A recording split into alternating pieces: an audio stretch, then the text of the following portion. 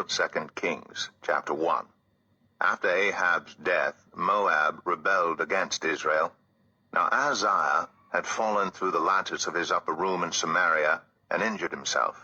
So he sent messengers saying to them, "Go and consult Beelzebub, the god of Ekron, to see if I will recover from this injury."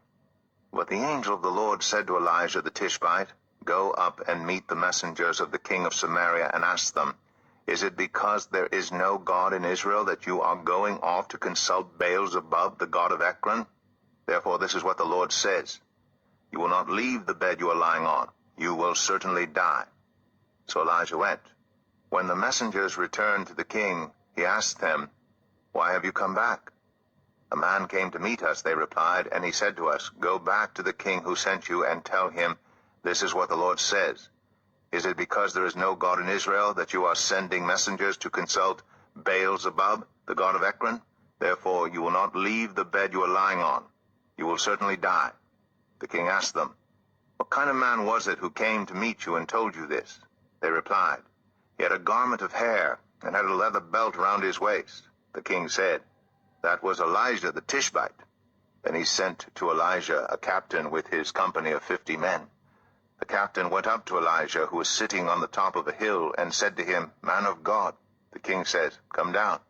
Elijah answered the captain, "If I am a man of God, may fire come down from heaven and consume you and your 50 men. Then fire fell from heaven and consumed the captain and his men. At this the king sent to Elijah another captain with his 50 men. The captain said to him, "Man of God, this is what the king says.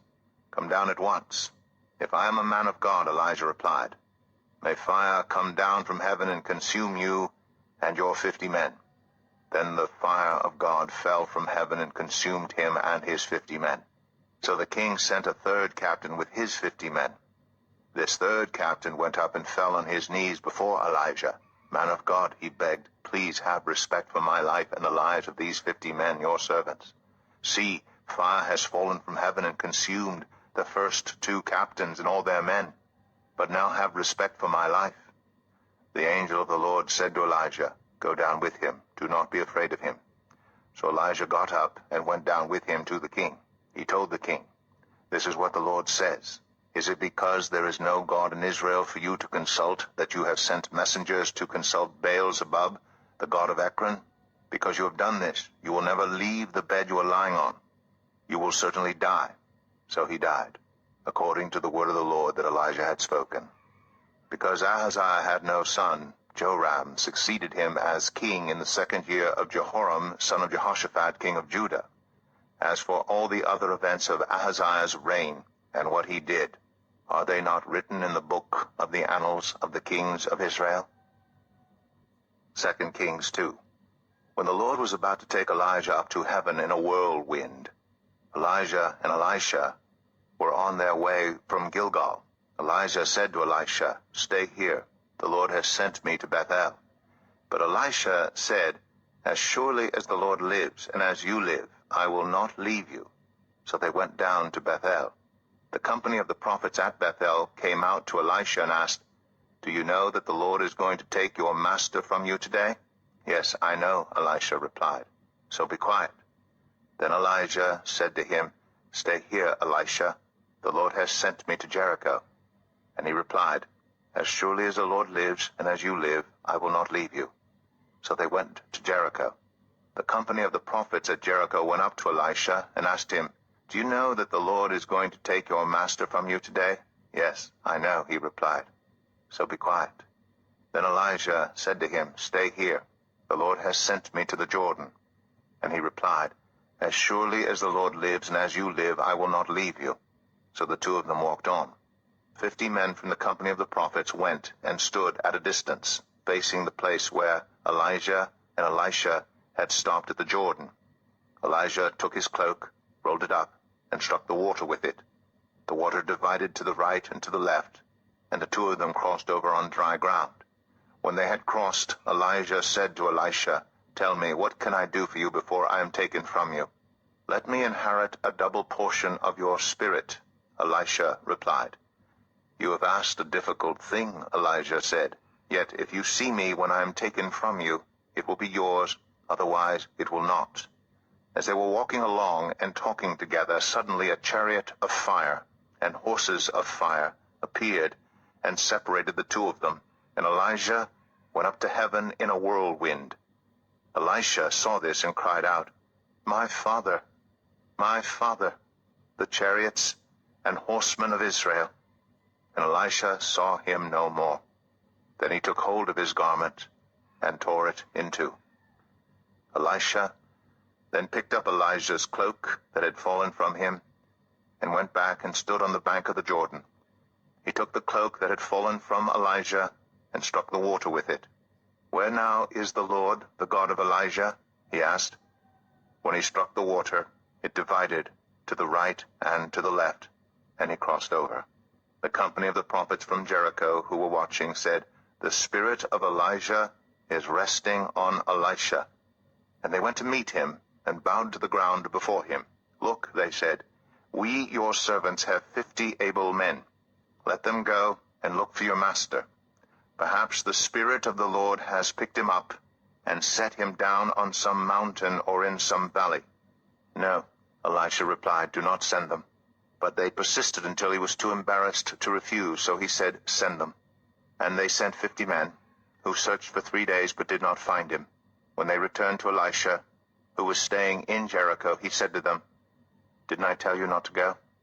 The people of the city said to Elisha, "Look, our lord, this town is well situated, as you can see, but the water is bad, and the land is unproductive." "Bring me a new bowl," he said, "and put salt in it." So they brought it to him. Then he went out to the spring and threw the salt into it, saying, "This is what the Lord says, I have healed this water. Never again will it cause death or make the land unproductive." And the water has remained pure to this day, according to the word Elisha had spoken. From there Elisha went up to Bethel. As he was walking along the road, some boys came out of the town and jeered at him. "Get out of here, Baldy," they said. "Get out of here, Baldy." He turned around, looked at them, and called down a curse on them in the name of the Lord. Then 2 bears came out of the woods and mauled 42 of the boys. And he went on to Mount Carmel, and from there returned to Samaria. 2 Kings 3. Joram, son of Ahab, became king of Israel in Samaria in the 18th year of Jehoshaphat, king of Judah. And he reigned 12 years. He did evil in the eyes of the Lord, but not as his father and mother had done. He got rid of the sacred stone of Baal that his father had made. Nevertheless, he clung to the sins of Jeroboam, son of Nebat, which he had caused Israel to commit. He did not turn away from them. Now Mesha, king of Moab, raised sheep, and he had to pay the king of Israel a tribute of 100,000 lambs and the wool of 100,000 rams. But after Ahab died, the king of Moab rebelled against the king of Israel. So at that time King Joram set out from Samaria and mobilized all Israel. He also sent this message to Jehoshaphat, king of Judah. "The king of Moab has rebelled against me. Will you go with me to fight against Moab?" "I will go with you," he replied. "I am as you are, my people as your people, my horses as your horses." "By what route shall we attack?" he asked. "Through the desert of Edom," he answered. So the king of Israel set out with the king of Judah and the king of Edom. After a roundabout march of 7 days, the army had no more water for themselves or for the animals with them. "What?" exclaimed the king of Israel. "Has the Lord called us 3 kings together only to deliver us into the hands of Moab?" But Jehoshaphat asked, "Is there no prophet of the Lord here through whom we may inquire of the Lord?" An officer of the king of Israel answered, "Elisha, son of Shaphat, is here. He used to pour water on the hands of Elijah." Jehoshaphat said, "The word of the Lord is with him." So the king of Israel and Jehoshaphat and the king of Edom went down to him. Elisha said to the king of Israel, "Why do you want to involve me? Go to the prophets of your father and the prophets of your mother." "No," the king of Israel answered, "because it was the Lord who called us 3 kings together to deliver us into the hands of Moab." Elisha said, "As surely as the Lord Almighty lives, whom I serve, If I did not have respect for the presence of Jehoshaphat, king of Judah, I would not pay any attention to you. But now bring me a harpist." While the harpist was playing, the hand of the Lord came on Elisha, and he said, "This is what the Lord says. I will fill this valley with pools of water. But this is what the Lord says. You will see neither wind nor rain, yet this valley will be filled with water, and you, your cattle, and your other animals will drink. This is an easy thing in the eyes of the Lord. He will also deliver Moab into your hands. You will overthrow every fortified city and every major town. You will cut down every good tree, stop up all the springs, and ruin every good field with stones." The next morning, about the time for offering the sacrifice, there it was, water flowing from the direction of Edom, and the land was filled with water. Now all the Moabites had heard that the kings had come to fight against them, so every man, young and old, who could bear arms was called up and stationed on the border. When they got up early in the morning, the sun was shining on the water. To the Moabites across the way, the water looked red like blood. "That's blood," they said. "Those kings must have fought and slaughtered each other. Now to the plunder, Moab." But when the Moabites came to the camp of Israel, the Israelites rose up and fought them until they fled, and the Israelites invaded the land and slaughtered the Moabites. They destroyed the towns, and each man threw a stone on every good field until it was covered. They stopped up all the springs and cut down every good tree. Only Hareseth was left with its stones in place, but men armed with slings surrounded it and attacked it. When the king of Moab saw that the battle had gone against him, he took with him 700 swordsmen to break through to the king of Edom, but they failed. Then he took his firstborn son, who was to succeed him as king, and offered him as a sacrifice on the city wall. The fury against Israel was great. They withdrew and returned to their own land. 2 Kings 4. The wife of a man from the company of the prophets cried out to Elisha, "Your servant my husband is dead, and you know that he revered the Lord. But now his creditor is coming to take my 2 boys as his slaves." Elisha replied to her, "How can I help you? Tell me, what do you have in your house?" "Your servant has nothing there at all," she said, "except a small jar of olive oil." Elisha said, "Go around and ask all your neighbors for empty jars. Don't ask for just a few. Then go inside and shut the door behind you and your sons. Pour oil into all the jars, and as each is filled, put it to one side." She left him and shut the door behind her and her sons. They brought the jars to her, and she kept pouring. When all the jars were full, she said to her son, "Bring me another one." But he replied, "There is not a jar left." Then the oil stopped flowing. She went and told the man of God, and he said, "Go, sell the oil and pay your debts. You and your sons can live on what is left." One day, Elisha went to Shunem, and a well-to-do woman was there, who urged him to stay for a meal. So whenever he came by, he stopped there to eat. She said to her husband, "I know that this man who often comes our way is a holy man of God. Let's make a small room on the roof and put in it a bed and a table, a chair, and a lamp for him. Then he can stay there whenever he comes to us." One day when Elisha came, he went up to his room and lay down there. He said to his servant Gehazi, "Call the Shunammite." So he called her, and she stood before him. Elisha said to him, "Tell her, you have gone to all this trouble for us. Now what can be done for you? Can we speak on your behalf to the king or the commander of the army?" She replied, "I have a home among my own people." "What can be done for her?" Elisha asked. Gehazi said, "She has no son, and her husband is old." Then Elisha said, "Call her." So he called her, and she stood in the doorway. About this time next year, Elisha said, "You will hold a son in your arms." "No, my lord," she objected. "Please, man of God, don't mislead your servant." But the woman became pregnant, and the next year about that same time she gave birth to a son, just as Elisha had told her.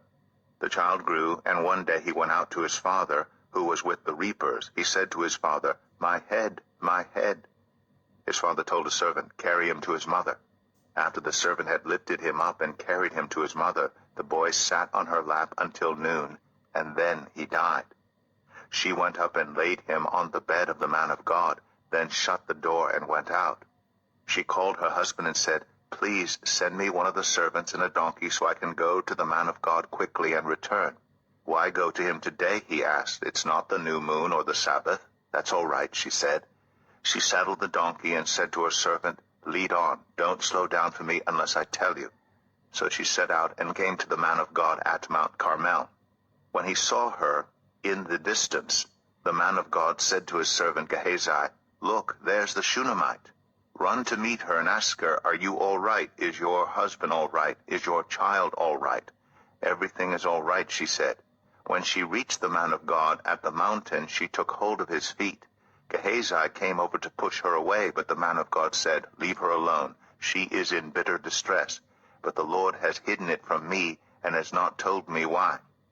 "Did I ask you for a son, my lord?" she said. "Didn't I tell you, don't raise my hopes?" Elisha said to Gehazi, "Tuck your cloak into your belt. Take my staff in your hand and run. Don't greet anyone you meet, and if anyone greets you, do not answer. Lay my staff on the boy's face." But the child's mother said, "As surely as the Lord lives, and as you live, I will not leave you." So he got up and followed her. Gehazi went on ahead and laid the staff on the boy's face. But there was no sound or response. So Gehazi went back to meet Elisha and told him, "The boy has not awakened." When Elisha reached the house, there was the boy lying dead on his couch. He went in, shut the door on the two of them, and prayed to the Lord. Then he got on the bed and lay on the boy, mouth to mouth, eyes to eyes, hands to hands. As he stretched himself out on him, the boy's body grew warm. Elisha turned away and walked back and forth in the room, and then got on the bed and stretched out on him once more. The boy sneezed 7 times and opened his eyes. Elisha summoned Gehazi and said, "Call the Shunammite." And he did. When she came, he said, "Take your son." She came in, fell at his feet, and bowed to the ground. Then she took her son and went out. Elisha returned to Gilgal, and there was a famine in that region. While the company of the prophets was meeting with him, he said to his servant, "Put on the large pot and cook some stew for these prophets." One of them went out into the fields to gather herbs and found a wild vine and picked as many of its gourds as his garment could hold. When he returned, he cut them up into the pot of stew, though no one knew what they were. The stew was poured out for the men, but as they began to eat it, they cried out, "Man of God, there is death in the pot." And they could not eat it. Elisha said, "Get some flour." He put it into the pot and said, "Serve it to the people to eat." And there was nothing harmful in the pot. A man came from Baal-Shalisha, bringing the man of God 20 loaves of barley bread, baked from the first ripe grain, along with some heads of new grain. "Give it to the people to eat," Elisha said. "How can I set this before 100 men?" his servant asked. But Elisha answered, "Give it to the people to eat, for this is what the Lord says, they will eat and have some left over." Then he set it before them, and they ate and had some left over, according to the word of the Lord. 2 Kings 5. Now Naaman was commander of the army of the king of Aram. He was a great man in the sight of his master and highly regarded, because through him the Lord had given victory to Aram. He was a valiant soldier, but he had leprosy. Now bands of raiders from Aram had gone out and had taken captive a young girl from Israel, and she served Naaman's wife. She said to her mistress, "If only my master would see the prophet who is in Samaria, he would cure him of his leprosy." Naaman went to his master and told him what the girl from Israel had said. "By all means go," the king of Aram replied. "I will send a letter to the king of Israel." So Naaman left, taking with him 10 talents of silver, 6,000 shekels of gold, and 10 sets of clothing. The letter that he took to the king of Israel read, "With this letter I am sending my servant Naaman to you, so that you may cure him of his leprosy." As soon as the king of Israel read the letter, he tore his robes and said, "Am I God? Can I kill and bring back to life? Why does this fellow send someone to me to be cured of his leprosy? See how he is trying to pick a quarrel with me?" When Elisha, the man of God, heard that the king of Israel had torn his robes, he sent him this message, "Why have you torn your robes? Have the man come to me, and he will know that there is a prophet in Israel." So Naaman went with his horses and chariots and stopped at the door of Elisha's house. Elisha sent a messenger to say to him, "Go, wash yourself 7 times in the Jordan, and your flesh will be restored, and you will be cleansed."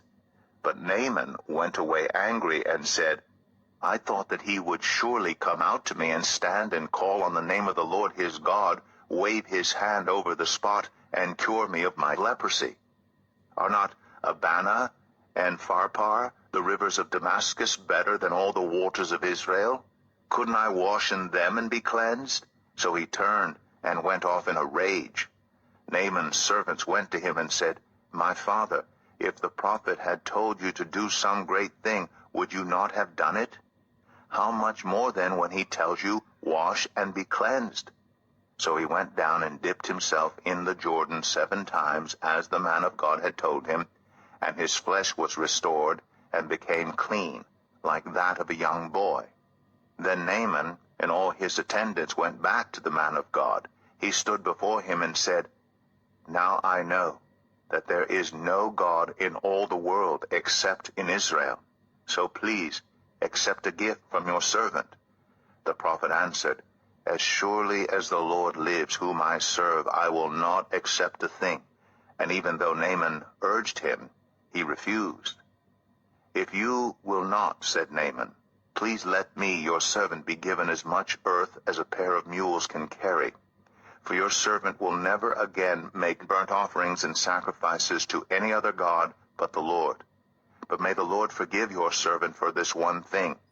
When my master enters the temple of Rimmon to bow down, and he is leaning on my arm, and I have to bow there also, when I bow down in the temple of Rimmon, may the Lord forgive your servant for this." "Go in peace," Elisha said. After Naaman had traveled some distance, Gehazi, the servant of Elisha, the man of God, said to himself, "My master was too easy on Naaman, this Aramean, by not accepting from him what he brought. As surely as the Lord lives, I will run after him and get something from him." So Gehazi hurried after Naaman. When Naaman saw him running toward him, he got down from the chariot to meet him. "Is everything all right?" he asked. "Everything is all right," Gehazi answered. "My master sent me to say, 2 young men from the company of the prophets have just come to me from the hill country of Ephraim. Please give them a talent of silver and 2 sets of clothing." "By all means, take 2 talents," said Naaman. He urged Gehazi to accept them, and then tied up the 2 talents of silver in 2 bags with 2 sets of clothing. He gave them to 2 of his servants, and they carried them ahead of Gehazi. When Gehazi came to the hill, he took the things from the servants and put them away in the house. He sent the men away, and they left. When he went in and stood before his master, Elisha asked him, "Where have you been, Gehazi?" "Your servant didn't go anywhere," Gehazi answered. But Elisha said to him, "Was not my spirit with you when the man got down from his chariot to meet you? Is this the time to take money or to accept clothes, or olive groves and vineyards, or flocks and herds, or male and female slaves? Naaman's leprosy will cling to you and to your descendants forever." Then Gehazi went from Elisha's presence, and his skin was leprous. It had become as white as snow. 2 Kings 6. The company of the prophets said to Elisha, "Look, the place where we meet with you is too small for us. Let us go to the Jordan, where each of us can get a pole, and let us build a place there for us to meet." And he said, "Go." Then one of them said, "Won't you please come with your servants?" "I will," Elisha replied, and he went with them. They went to the Jordan and began to cut down trees. As one of them was cutting down a tree, the iron axe head fell into the water. "Oh no, my lord," he cried out, "it was borrowed." The man of God asked, "Where did it fall?" When he showed him the place, Elisha cut a stick and threw it there, and made the iron float. "Lift it out," he said. Then the man reached out his hand and took it. Now the king of Aram was at war with Israel. After conferring with his officers, he said, "I will set up my camp in such and such a place." The man of God sent word to the king of Israel, "Beware of passing that place, because the Arameans are going down there." So the king of Israel checked on the place indicated by the man of God. Time and again Elisha warned the king so that he was on his guard in such places. This enraged the king of Aram. He summoned his officers and demanded of them, "Tell me, which of us is on the side of the king of Israel?" "None of us, my lord the king," said one of his officers. "But Elisha, the prophet who is in Israel, tells the king of Israel the very words you speak in your bedroom." "Go find out where he is," the king ordered, "so I can send men and capture him." The report came back, "He is in Dothan." Then he sent horses and chariots and a strong force there. They went by night and surrounded the city. When the servant of the man of God got up and went out early the next morning, an army with horses and chariots had surrounded the city. "Oh no, my lord, what shall we do?" the servant asked. "Don't be afraid," the prophet answered. "Those who are with us are more than those who are with them." And Elisha prayed, "Open his eyes, Lord, so that he may see." Then the Lord opened the servant's eyes, and he looked and saw the hills full of horses and chariots of fire all around Elisha. As the enemy came down toward him, Elisha prayed to the Lord, "Strike this army with blindness." So he struck them with blindness as Elisha had asked. Elisha told them, "This is not the road, and this is not the city. Follow me, and I will lead you to the man you are looking for." And he led them to Samaria. After they entered the city, Elisha said, "Lord, open the eyes of these men so they can see."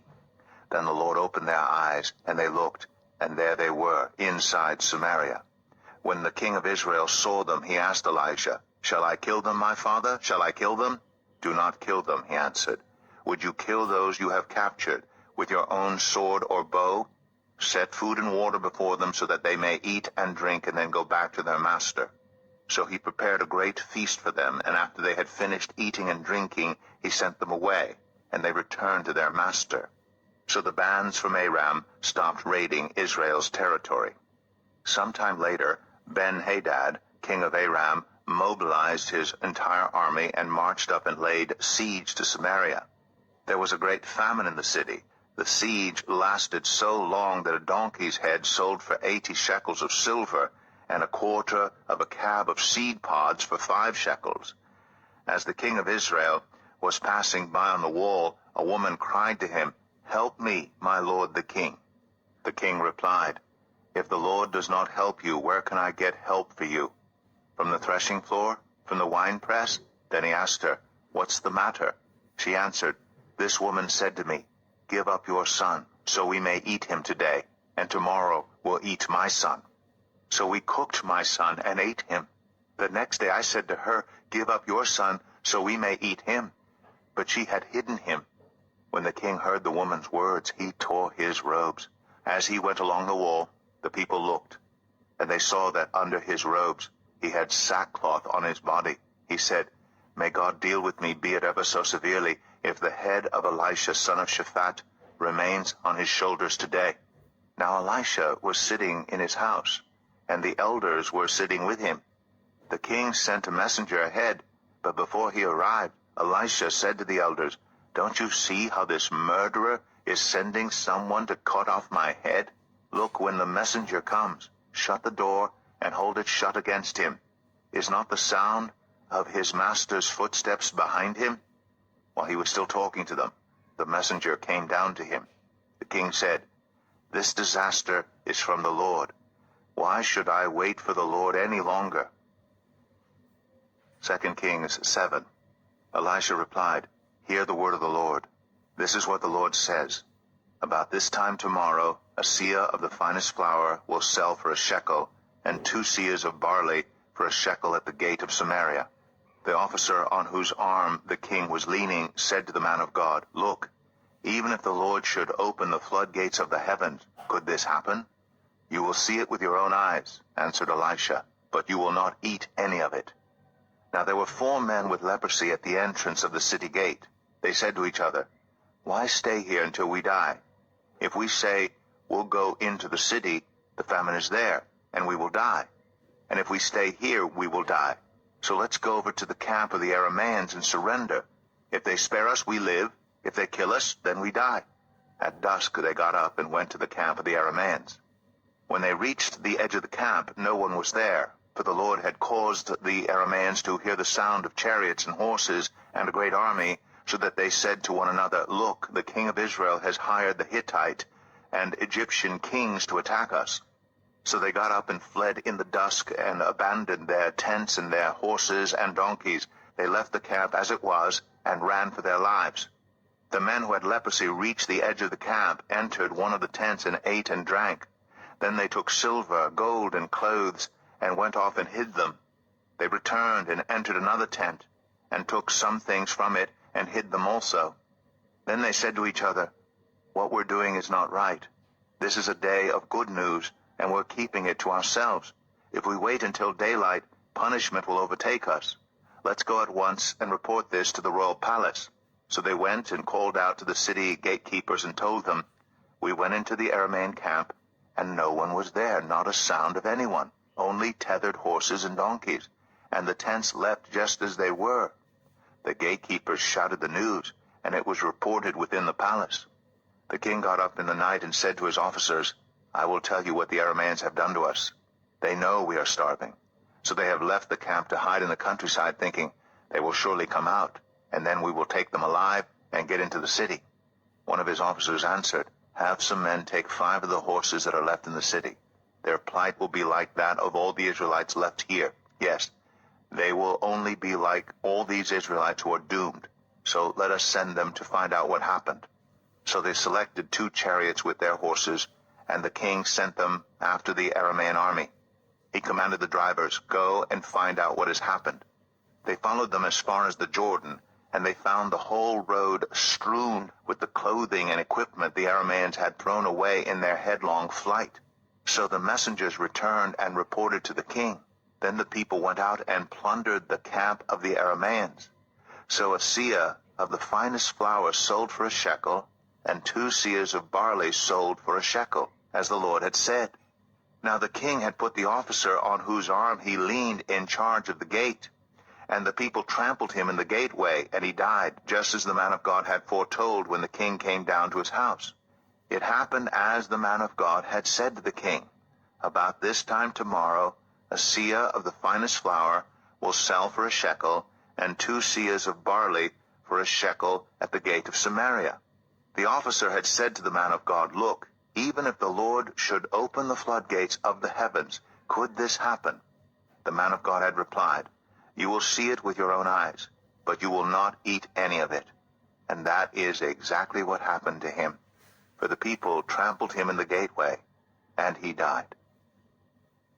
2 Kings 8. Now Elisha had said to the woman whose son he had restored to life, Go away with your family and stay for a while wherever you can, because the Lord has decreed a famine in the land that will last 7 years. The woman proceeded to do as the man of God said. She and her family went away and stayed in the land of the Philistines 7 years. At the end of the 7 years she came back from the land of the Philistines and went to appeal to the king for her house and land. The king was talking to Gehazi, the servant of the man of God, and had said, Tell me about all the great things Elisha has done. Just as Gehazi was telling the king how Elisha had restored the dead to life, the woman whose son Elisha had brought back to life came to appeal to the king for her house and land. Gehazi said, This is the woman, my lord the king, and this is her son whom Elisha restored to life. The king asked the woman about it, and she told him. Then he assigned an official to her case and said to him, Give back everything that belonged to her, including all the income from her land, from the day she left the country until now. Elisha went to Damascus, and Ben-Hadad, king of Aram, was ill. When the king was told, The man of God has come all the way up here, he said to Hazael, Take a gift with you, and go to meet the man of God. Consult the Lord through him, and ask him, Will I recover from this illness? Hazael went to meet Elisha, taking with him as a gift 40 camel loads of all the finest wares of Damascus. He went in and stood before him and said, Your son, Ben-Hadad, king of Aram, has sent me to ask, Will I recover from this illness? Elisha answered, Go and say to him, You will certainly recover. Nevertheless, the Lord has revealed to me that he will in fact die. He stared at him with a fixed gaze until Hazael was embarrassed. Then the man of God began to weep. "Why is my Lord weeping?" asked Hazael. "Because I know the harm you will do to the Israelites," he answered. "You will set fire to their fortified places, kill their young men with the sword, dash their little children to the ground, and rip open their pregnant women." Hazael said, "How could your servant, a mere dog, accomplish such a feat?" "The Lord has shown me that you will become king of Aram," answered Elisha. Then Hazael left Elisha and returned to his master. When Ben-Hadad asked, "What did Elisha say to you?" Hazael replied, "He told me that you would certainly recover." But the next day he took a thick cloth, soaked it in water, and spread it over the king's face, so that he died. Then Hazael succeeded him as king. In the 5th year of Joram son of Ahab king of Israel, when Jehoshaphat was king of Judah, Jehoram son of Jehoshaphat began his reign as king of Judah. He was 32 years old when he became king, and he reigned in Jerusalem 8 years. He followed the ways of the kings of Israel, as the house of Ahab had done, for he married a daughter of Ahab. He did evil in the eyes of the Lord. Nevertheless, for the sake of his servant David, the Lord was not willing to destroy Judah. He had promised to maintain a lamp for David and his descendants forever. In the time of Jehoram, Edom rebelled against Judah and set up its own king. So Jehoram went to Zair with all his chariots. The Edomites surrounded him and his chariot commanders, but he rose up and broke through by night. His army, however, fled back home. To this day, Edom has been in rebellion against Judah. Libnah revolted at the same time. As for the other events of Jehoram's reign, and all he did, are they not written in the book of the annals of the kings of Judah? Jehoram rested with his ancestors, and was buried with them in the city of David, and Ahaziah, his son, succeeded him as king. In the 12th year of Joram son of Ahab king of Israel, Ahaziah son of Jehoram king of Judah began to reign. Ahaziah was 22 years old when he became king, and he reigned in Jerusalem 1 year. His mother's name was Athaliah, a granddaughter of Omri, king of Israel. He followed the ways of the house of Ahab, and did evil in the eyes of the Lord, as the house of Ahab had done, for he was related by marriage to Ahab's family. Ahaziah went with Joram son of Ahab to war against Hazael, king of Aram, at Ramoth-Gilead. The Arameans wounded Joram. So King Joram returned to Jezreel to recover from the wounds the Arameans had inflicted on him at Ramoth, in his battle with Hazael, king of Aram. Then Ahaziah son of Jehoram, king of Judah, went down to Jezreel to see Joram son of Ahab, because he had been wounded. 2 Kings 9. The prophet Elisha summoned a man from the company of the prophets and said to him, "Tuck your cloak into your belt, take this flask of olive oil with you, and go to Ramoth-Gilead. When you get there, look for Jehu son of Jehoshaphat the son of Nimshi. Go to him, get him away from his companions, and take him into an inner room. Then take the flask and pour the oil on his head and declare, 'This is what the Lord says, I anoint you king over Israel.' Then open the door and run, don't delay." So the young prophet went to Ramoth-Gilead. When he arrived, he found the army officers sitting together. "I have a message for you, Commander," he said. "For which of us?" asked Jehu. "For you, Commander," he replied. Jehu got up and went into the house. Then the prophet poured the oil on Jehu's head and declared, "This is what the Lord, the God of Israel, says. I anoint you king over the Lord's people Israel. You are to destroy the house of Ahab your master, and I will avenge the blood of my servants, the prophets, and the blood of all the Lord's servants shed by Jezebel. The whole house of Ahab will perish. I will cut off from Ahab every last male in Israel, slave or free. I will make the house of Ahab like the house of Jeroboam son of Nebat, and like the house of Baasha son of Ahijah. As for Jezebel, dogs will devour her on the plot of ground at Jezreel, and no one will bury her." Then he opened the door and ran. When Jehu went out to his fellow officers, one of them asked him, "Is everything all right?" Why did this maniac come to you?" "You know the man and the sort of things he says," Jehu replied. "That's not true," they said. "Tell us." Jehu said, "Here is what he told me. This is what the Lord says. I anoint you king over Israel." They quickly took their cloaks and spread them under him on the bare steps. Then they blew the trumpet and shouted, "Jehu is king." So Jehu, son of Jehoshaphat, the son of Nimshi, conspired against Joram. Now Joram and all Israel had been defending Ramoth-Gilead against Hazael, king of Aram, but King Joram had returned to Jezreel to recover from the wounds the Arameans had inflicted on him in the battle with Hazael, king of Aram. Jehu said, "If you desire to make me king, don't let anyone slip out of the city to go and tell the news in Jezreel." Then he got into his chariot and rode to Jezreel, because Joram was resting there, and Ahaziah, king of Judah, had gone down to see him. When the lookout standing on the tower in Jezreel saw Jehu's troops approaching, he called out, "I see some troops coming." "Get a horseman," Joram ordered. "Send him to meet them and ask, 'Do you come in peace?'" The horseman rode off to meet Jehu and said, "This is what the king says. Do you come in peace?" "What do you have to do with peace?" Jehu replied. "Fall in behind me." The lookout reported, "The messenger has reached them, but he isn't coming back." So the king sent out a second horseman. When he came to them, he said, "This is what the king says. Do you come in peace?" Jehu replied, "What do you have to do with peace? Fall in behind me." The lookout reported, "He has reached them, but he isn't coming back either. The driving is like that of Jehu, son of Nimshi. He drives like a maniac." "Hitch up my chariot," Joram ordered. And when it was hitched up, Joram, king of Israel, and Ahaziah, king of Judah, rode out, each in his own chariot, to meet Jehu. They met him at the plot of ground that had belonged to Naboth the Jezreelite. When Joram saw Jehu, he asked, "Have you come in peace, Jehu?" "How can there be peace," Jehu replied, "as long as all the idolatry and witchcraft of your mother Jezebel abound?" Joram turned about and fled, calling out to Ahaziah, "Treachery, Ahaziah!" Then Jehu drew his bow and shot Joram between the shoulders. The arrow pierced his heart, and he slumped down in his chariot.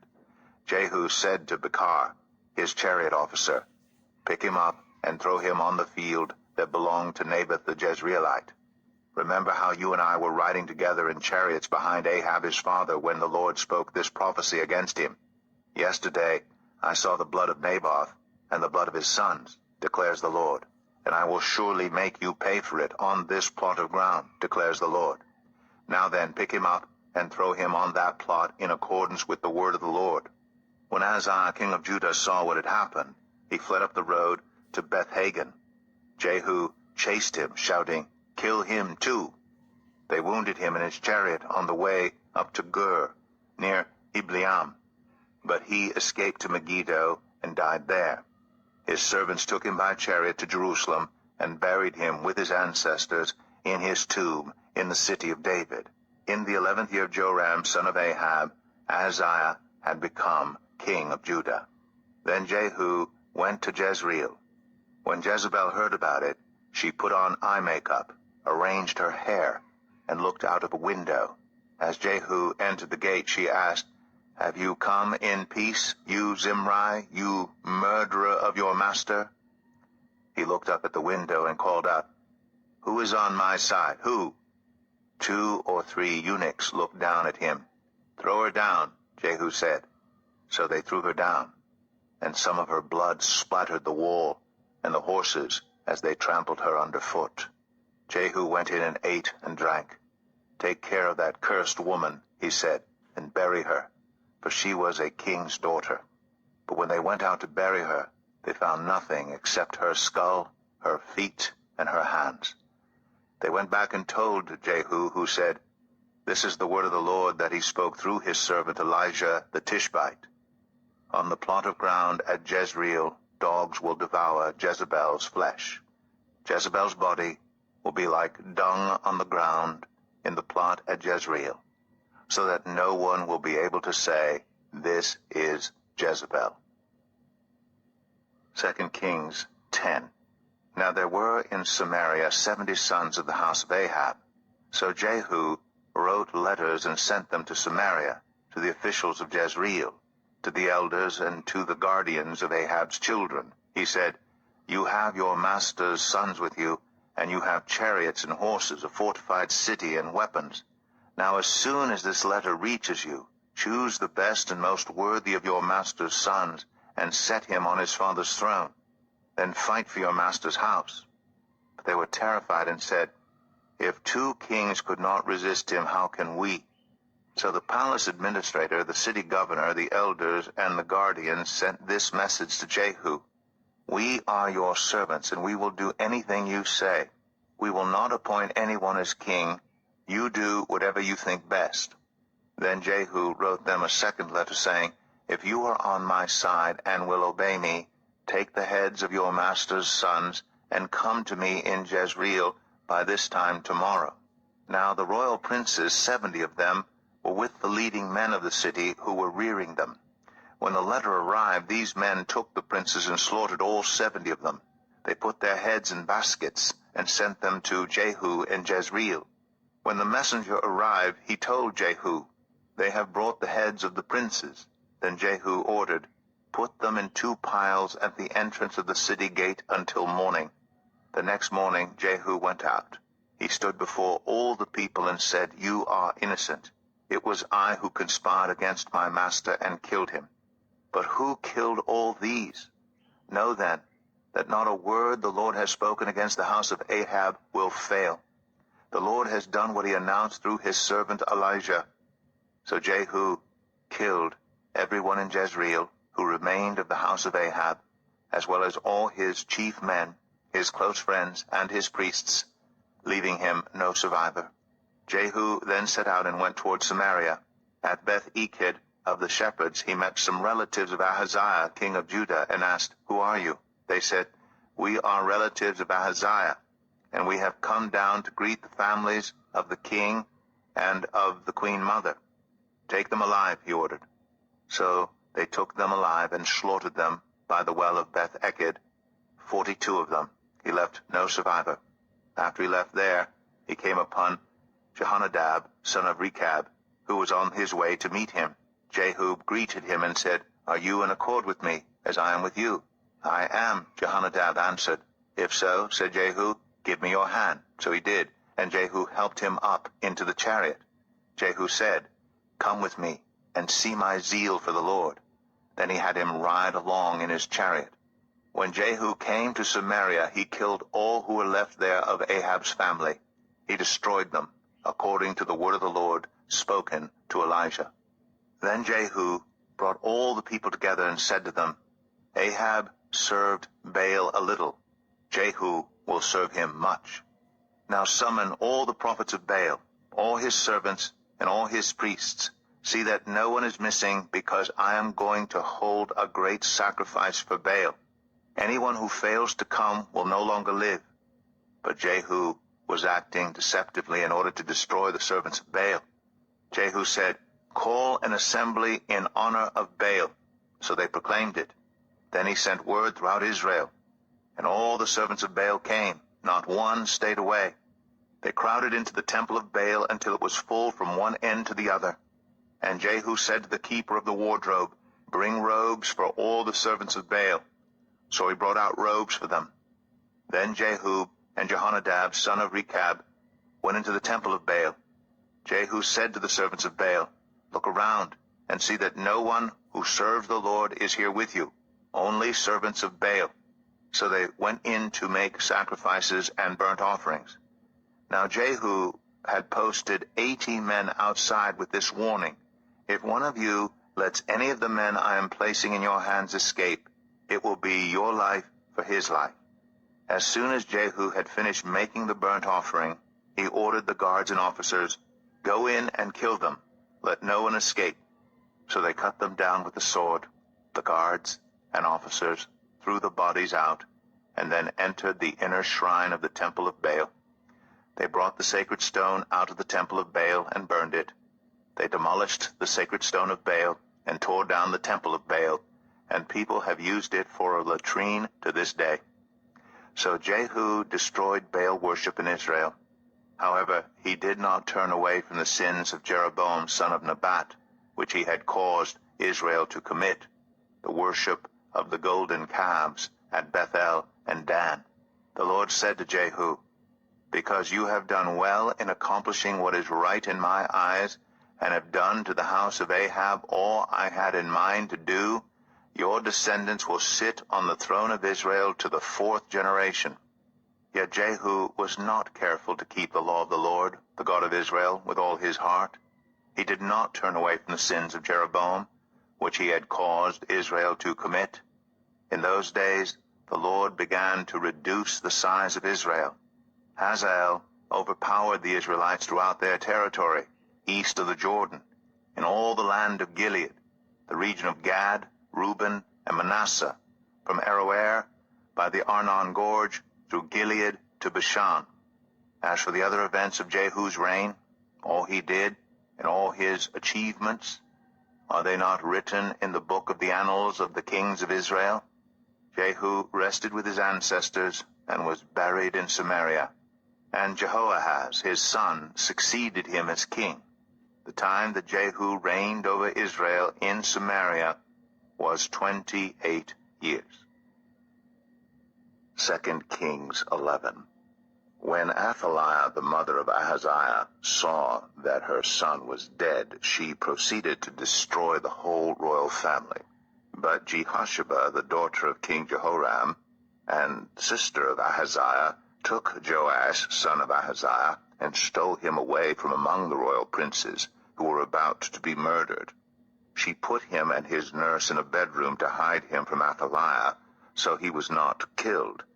He remained hidden with his nurse at the temple of the Lord for 6 years, while Athaliah ruled the land. In the 7th year, Jehoiada sent for the commanders of units of 100, the Kerites, and the guards, and had them brought to him at the temple of the Lord. He made a covenant with them and put them under oath at the temple of the Lord. Then he showed them the king's son. He commanded them, saying, "This is what you are to do. You who are in the 3 companies that are going on duty on the Sabbath, a third of you guarding the royal palace, a third of you at the Sur gate, and a third at the gate behind the guard, who take turns guarding the temple.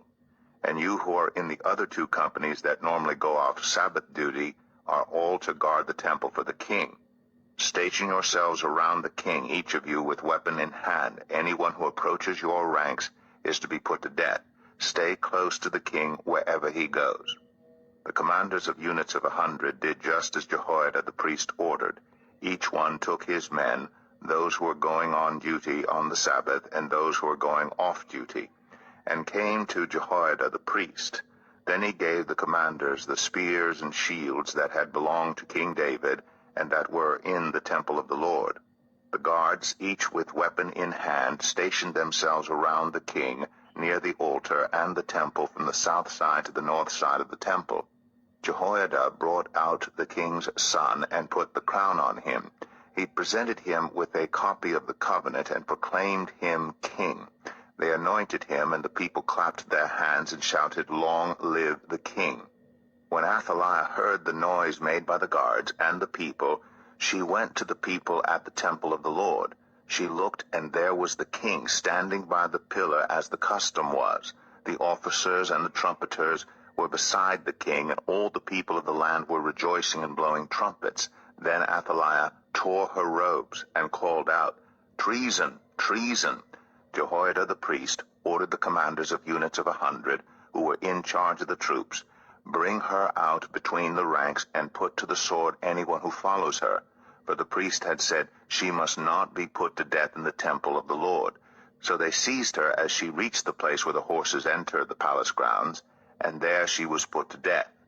Jehoiada then made a covenant between the Lord and the king and people, that they would be the Lord's people. He also made a covenant between the king and the people. All the people of the land went to the temple of Baal and tore it down. They smashed the altars and idols to pieces and killed Mattan, the priest of Baal, in front of the altars. Then Jehoiada the priest posted guards at the temple of the Lord. He took with him the commanders of hundreds, the Kerites, the guards, and all the people of the land, and together They brought the king down from the temple of the Lord and went into the palace, entering by way of the gate of the guards. The king then took his place on the royal throne. All the people of the land rejoiced, and the city was calm because Athaliah had been slain with the sword at the palace. Joash was 7 years old when he began to reign. 2 Kings 12. In the 7th year of Jehu, Joash became king, and he reigned in Jerusalem 40 years. His mother's name was Zibiah. She was from Beersheba. Joash did what was right in the eyes of the Lord all the years Jehoiada the priest instructed him. The high places, however, were not removed. The people continued to offer sacrifices and burn incense there. Joash said to the priests, "Collect all the money that is brought as sacred offerings to the temple of the Lord, the money collected in the census, the money received from personal vows, and the money brought voluntarily to the temple. Let every priest receive the money from one of the treasurers, then use it to repair whatever damage is found in the temple."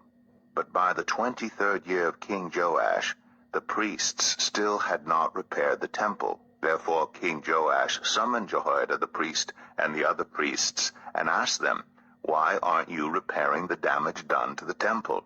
Take no more money from your treasurers, but hand it over for repairing the temple."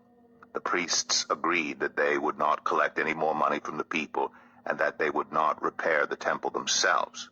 Jehoiada the priest took a chest and bored a hole in its lid. He placed it beside the altar, on the right side as one enters the temple of the Lord. The priests who guarded the entrance put into the chest all the money that was brought to the temple of the Lord. Whenever they saw that there was a large amount of money in the chest, the royal secretary and the high priest came, counted the money that had been brought into the temple of the Lord, and put it into bags. When the amount had been determined, they gave the money to the men appointed to supervise the work on the temple. With it they paid those who worked on the temple of the Lord, the carpenters and builders, the masons and stone cutters. They purchased timber and blocks of dressed stone for the repair of the temple of the Lord, and met all the other expenses of restoring the temple.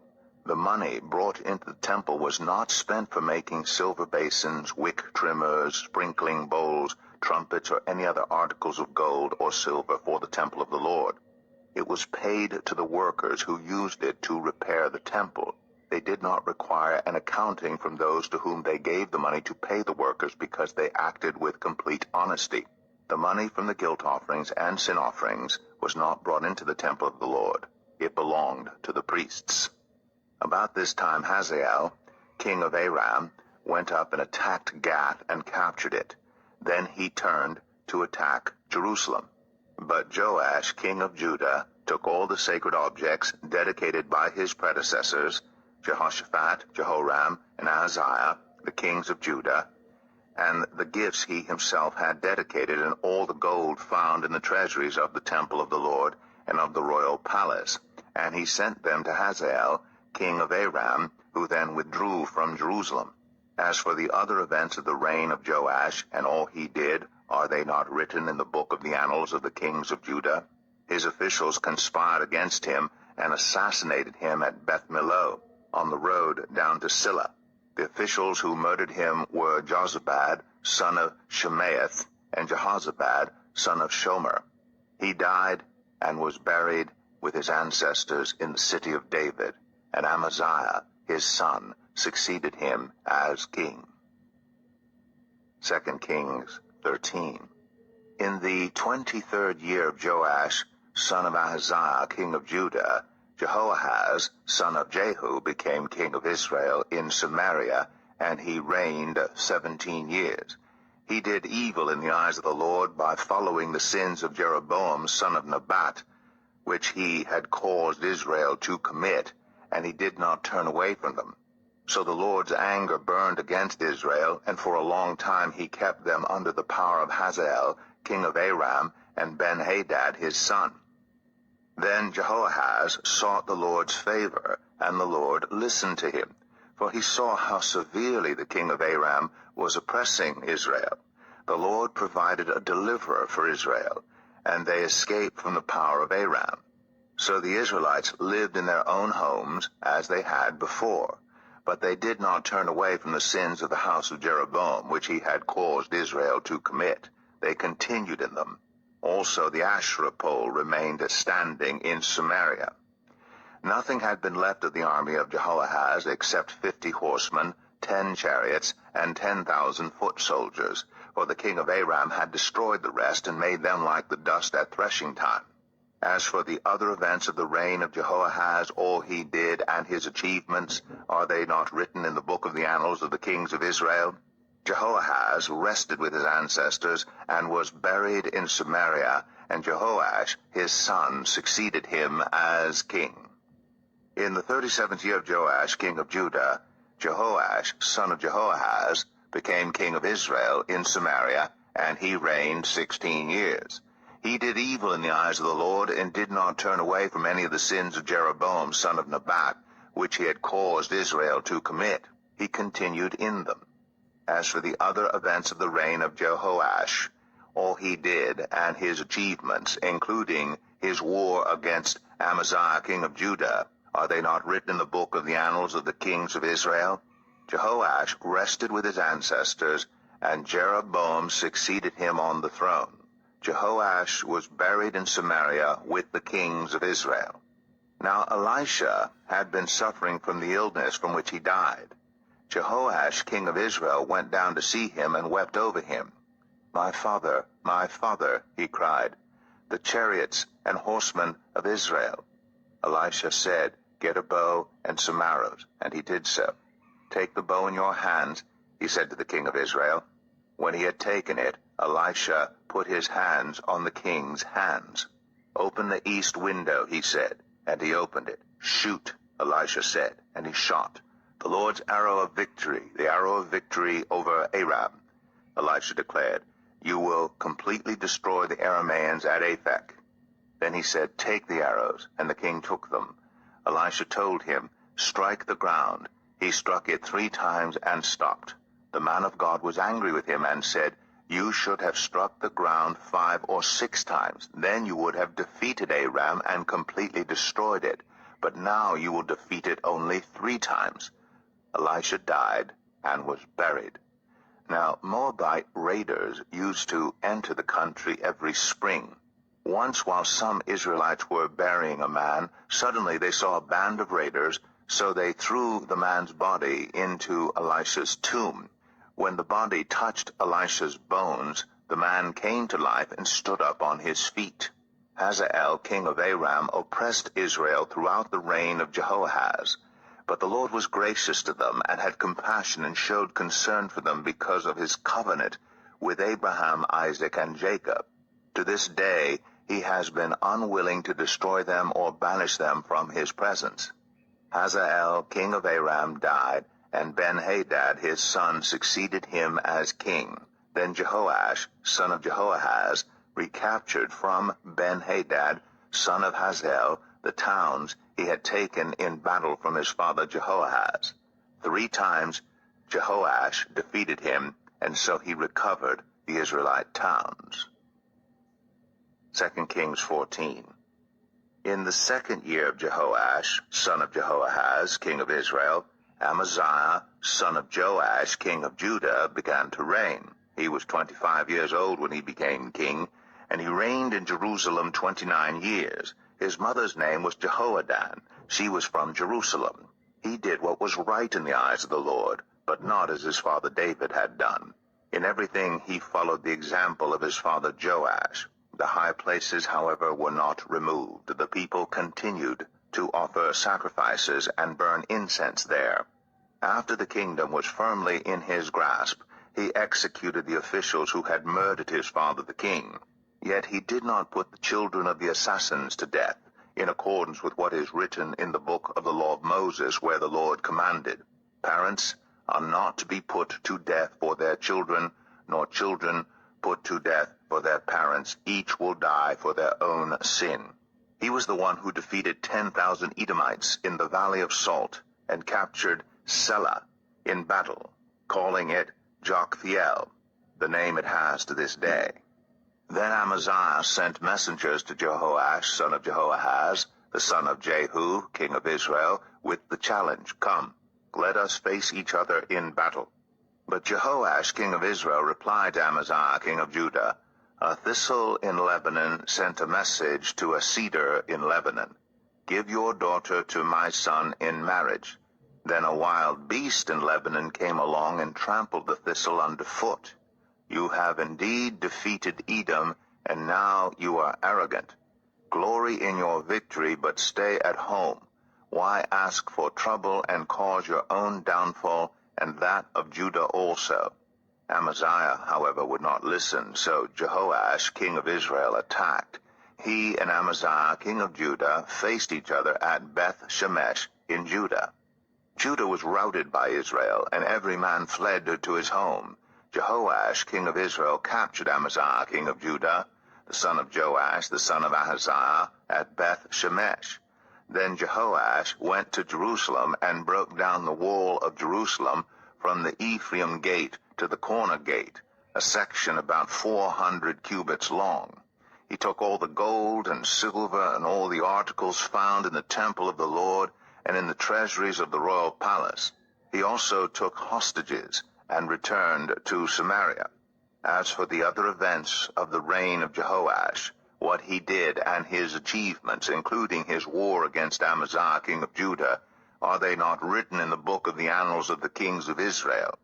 Jehoash rested with his ancestors and was buried in Samaria with the kings of Israel, and Jeroboam his son succeeded him as king.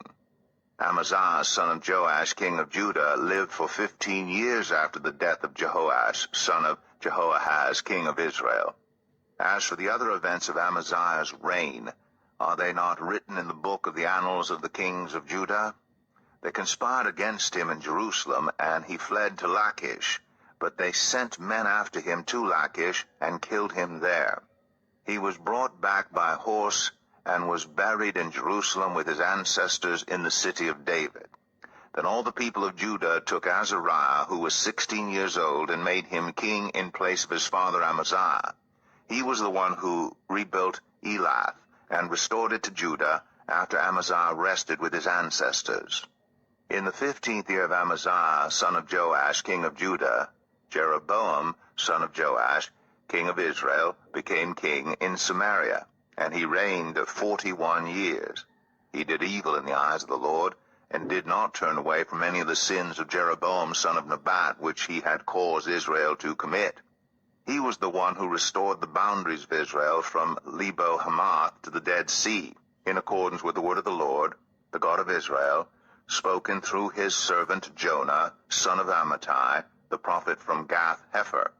The Lord had seen how bitterly everyone in Israel, whether slave or free, was suffering. There was no one to help them. And since the Lord had not said he would blot out the name of Israel from under heaven, he saved them by the hand of Jeroboam, son of Jehoash. As for the other events of Jeroboam's reign, all he did and his military achievements, including how he recovered for Israel both Damascus and Hamath, which had belonged to Judah, are they not written in the book of the annals of the kings of Israel? Jeroboam rested with his ancestors, the kings of Israel, and Zechariah his son succeeded him as king. 2 Kings 15. In the 27th year of Jeroboam, king of Israel, Azariah, son of Amaziah, king of Judah, began to reign. He was 16 years old when he became king, and he reigned in Jerusalem 52 years. His mother's name was Jechaliah. She was from Jerusalem. He did what was right in the eyes of the Lord, just as his father Amaziah had done. The high places, however, were not removed. The people continued to offer sacrifices and burn incense there. The Lord afflicted the king with leprosy until the day he died, and he lived in a separate house. Jotham, the king's son, had charge of the palace and governed the people of the land. As for the other events of Azariah's reign and all he did, are they not written in the book of the annals of the kings of Judah? Azariah rested with his ancestors, and was buried near them in the city of David, and Jotham, his son, succeeded him as king. In the 38th year of Azariah, king of Judah, Zechariah, son of Jeroboam, became king of Israel in Samaria, and he reigned 6 months. He did evil in the eyes of the Lord, as his predecessors had done. He did not turn away from the sins of Jeroboam son of Nebat, which he had caused Israel to commit. Shallum son of Jabesh conspired against Zechariah. He attacked him in front of the people, assassinated him, and succeeded him as king. The other events of Zechariah's reign are written in the book of the annals of the kings of Israel. So the word of the Lord spoken to Jehu was fulfilled. Your descendants will sit on the throne of Israel to the 4th generation.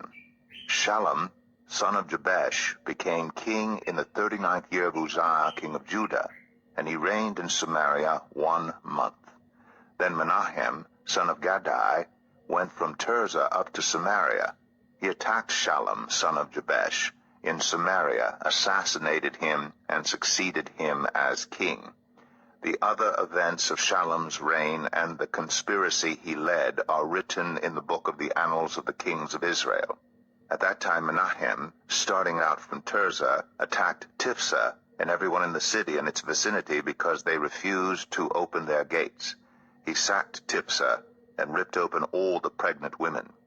In the 39th year of Azariah, king of Judah, Menahem, son of Gadai, became king of Israel, and he reigned in Samaria 10 years. He did evil in the eyes of the Lord. During his entire reign, he did not turn away from the sins of Jeroboam, son of Nebat, which he had caused Israel to commit. Then Pul, king of Assyria, invaded the land, and Menahem gave him 1,000 talents of silver to gain his support and strengthen his own hold on the kingdom. Menahem exacted this money from Israel. Every wealthy person had to contribute 50 shekels of silver to be given to the king of Assyria.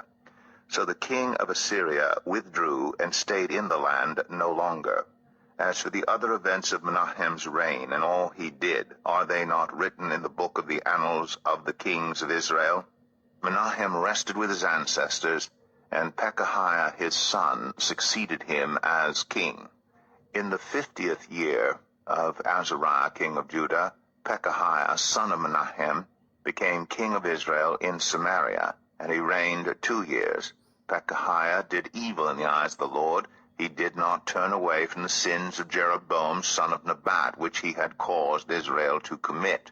One of his chief officers, Pekah, son of Remaliah, conspired against him. Taking 50 men of Gilead with him, he assassinated Pekahiah, along with Argob and Arieh, in the citadel of the royal palace at Samaria. So Pekah killed Pekahiah and succeeded him as king. The other events of Pekahiah's reign, and all he did, are written in the book of the annals of the kings of Israel.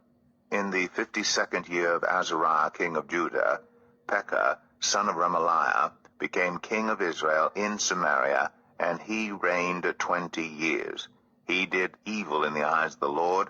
He did not turn away from the sins of Jeroboam son of Nebat, which he had caused Israel to commit. In the time of Pekah, king of Israel, Tiglath-Pileser, king of Assyria, came and took Ijon, Abel, Beth-Makkah, Genoa, Kadesh, and Hazor. He took Gilead and Galilee, including all the land of Naphtali, and deported the people to Assyria. Then Hoshea, son of Elah, conspired against Pekah, son of Remaliah. He attacked and assassinated him, and then succeeded him as king in the 20th year of Jotham, son of Uzziah. As for the other events of Pekah's reign and all he did, are they not written in the book of the annals of the kings of Israel? In the 2nd year of Pekah, son of Remaliah, king of Israel, Jotham, son of Uzziah, king of Judah, began to reign. He was 25 years old when he became king, and he reigned in Jerusalem 16 years. His mother's name was Jerusha, daughter of Zadok. He did what was right in the eyes of the Lord, just as his father Uzziah had done. The high places, however, were not removed. The people continued to offer sacrifices and burn incense there. Jotham rebuilt the upper gate of the temple of the Lord. As for the other events of Jotham's reign and what he did, are they not written in the book of the annals of the kings of Judah? In those days the Lord began to send Rezin king of Aram and Pekah son of Remaliah against Judah. Jotham rested with his ancestors, and was buried with them in the city of David, the city of his father, and Ahaz his son succeeded him as king. 2 Kings 16. In the 17th year of Pekah son of Remaliah, Ahaz son of Jotham king of Judah began to reign. Ahaz was 20 years old when he became king, and he reigned in Jerusalem 16 years. Unlike David, his father, he did not do what was right in the eyes of the Lord his God. He followed the ways of the kings of Israel, and even sacrificed his son in the fire, engaging in the detestable practices of the nations the Lord had driven out before the Israelites. He offered sacrifices and burnt incense at the high places, on the hilltops, and under every spreading tree. Then Rezin king of Aram, and Pekah son of Remaliah king of Israel, marched up to fight against Jerusalem, and besieged Ahaz, but they could not overpower him. At that time Rezin king of Aram recovered Elath for Aram by driving out the people of Judah. Edomites then moved into Elath, and have lived there to this day. Ahaz sent messengers to say to Tiglath-Pileser king of Assyria, I am your servant and vassal. Come up and save me out of the hand of the king of Aram and of the king of Israel, who are attacking me. And Ahaz took the silver and gold found in the temple of the Lord, and in the treasuries of the royal palace, and sent it as a gift to the king of Assyria. The king of Assyria complied by attacking Damascus and capturing it. He deported its inhabitants to Kir, and put Rezin to death. Then King Ahaz went to Damascus to meet Tiglath-Pileser, king of Assyria. He saw an altar in Damascus, and sent to Uriah the priest a sketch of the altar, with detailed plans for its construction. So Uriah the priest built an altar, in accordance with all the plans that King Ahaz had sent from Damascus, and finished it before King Ahaz returned. When the king came back from Damascus and saw the altar, he approached it, and presented offerings on it. He offered up his burnt offering and grain offering, poured out his drink offering, and splashed the blood of his fellowship offerings against the altar. As for the bronze altar that stood before the Lord, he brought it from the front of the temple, from between the new altar and the temple of the Lord, and put it on the north side of the new altar. King Ahaz then gave these orders to Uriah the priest. On the large new altar, offer the morning burnt offering and the evening grain offering, the king's burnt offering and his grain offering, and the burnt offering of all the people of the land, and their grain offering and their drink offering. Splash against this altar the blood of all the burnt offerings and sacrifices. But I will use the bronze altar for seeking guidance. And Uriah the priest did just as King Ahaz had ordered. King Ahaz cut off the side panels and removed the basins from the movable stands. He removed the sea from the bronze bulls that supported it and set it on a stone base. He took away the Sabbath canopy that had been built at the temple, and removed the royal entryway outside the temple of the Lord in deference to the king of Assyria. As for the other events of the reign of Ahaz and what he did, are they not written in the book of the annals of the kings of Judah? Ahaz rested with his ancestors, and was buried with them in the city of David, and Hezekiah his son succeeded him as king. 2 Kings 17. In the 12th year of Ahaz king of Judah, Hoshea son of Elah became king of Israel in Samaria, and he reigned 9 years. He did evil in the eyes of the Lord, but not like the kings of Israel who preceded him. Shalmaneser, king of Assyria, came up to attack Hoshea, who had been Shalmaneser's vassal, and had paid him tribute. But the king of Assyria discovered that Hoshea was a traitor, for he had sent envoys to So, king of Egypt, and he no longer paid tribute to the king of Assyria, as he had done year by year. Therefore Shalmaneser seized him and put him in prison. The king of Assyria invaded the entire land, marched against Samaria, and laid siege to it for 3 years. In the 9th year of Hoshea, the king of Assyria captured Samaria and deported the Israelites to Assyria. He settled them in Halah, in Gozan, on the Habor River, and in the towns of the Medes.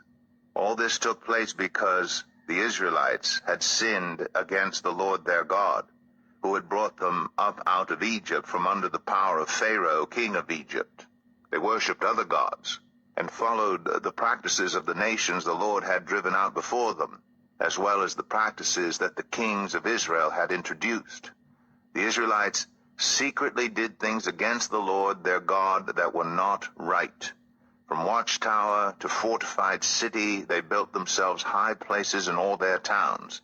They set up sacred stones and Asherah poles on every high hill and under every spreading tree. At every high place they burned incense, as the nations whom the Lord had driven out before them had done. They did wicked things that aroused the Lord's anger. They worshipped idols, though the Lord had said, "You shall not do this." The Lord warned Israel and Judah through all his prophets and seers, "Turn from your evil ways.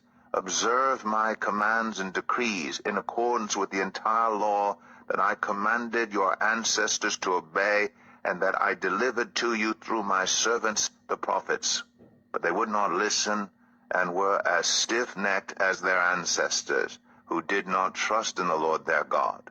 They rejected his decrees and the covenant he had made with their ancestors, and the statutes he had warned them to keep. They followed worthless idols, and themselves became worthless. They imitated the nations around them, although the Lord had ordered them, "Do not do as they do." They forsook all the commands of the Lord their God, and made for themselves 2 idols cast in the shape of calves, and an Asherah pole. They bowed down to all the starry hosts, and they worshipped Baal. They sacrificed their sons and daughters in the fire. They practiced divination, and sought omens, and sold themselves to do evil in the eyes of the Lord, arousing his anger. So the Lord was very angry with Israel, and removed them from his presence. Only the tribe of Judah was left, and even Judah did not keep the commands of the Lord their God. They followed the practices Israel had introduced. Therefore the Lord rejected all the people of Israel. He afflicted them and gave them into the hands of plunderers until he thrust them from his presence. When he tore Israel away from the house of David, they made Jeroboam, son of Nebat, their king. Jeroboam enticed Israel away from following the Lord and caused them to commit a great sin.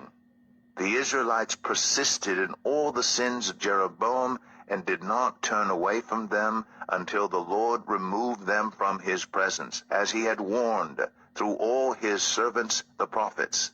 So the people of Israel were taken from their homeland into exile in Assyria, and they are still there. The king of Assyria brought people from Babylon, Cutha, Ava, Hamath, and Sepharvaim, and settled them in the towns of Samaria to replace the Israelites. They took over Samaria and lived in its towns. When they first lived there, they did not worship the Lord, so he sent lions among them, and they killed some of the people. It was reported to the king of Assyria, "The people you deported and resettled in the towns of Samaria do not know what the God of that country requires.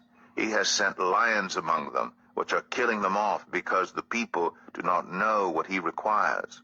Then the king of Assyria gave this order: "Have one of the priests you took captive from Samaria go back to live there and teach the people what the God of the land requires." So one of the priests who had been exiled from Samaria came to live in Bethel and taught them how to worship the Lord.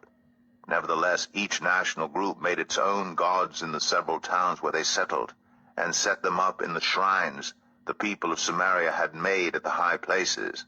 The people from Babylon made Succoth-Benoth. Those from Cutha made Nergal, and those from Hamath made Ashima. The Avites made Nibhaz and Tartak, and the Sepharvites burned their children in the fire as sacrifices to Adramelech and Anamelech, the gods of Sepharvaim. They worshipped the Lord, but they also appointed all sorts of their own people to officiate for them as priests in the shrines, the high places.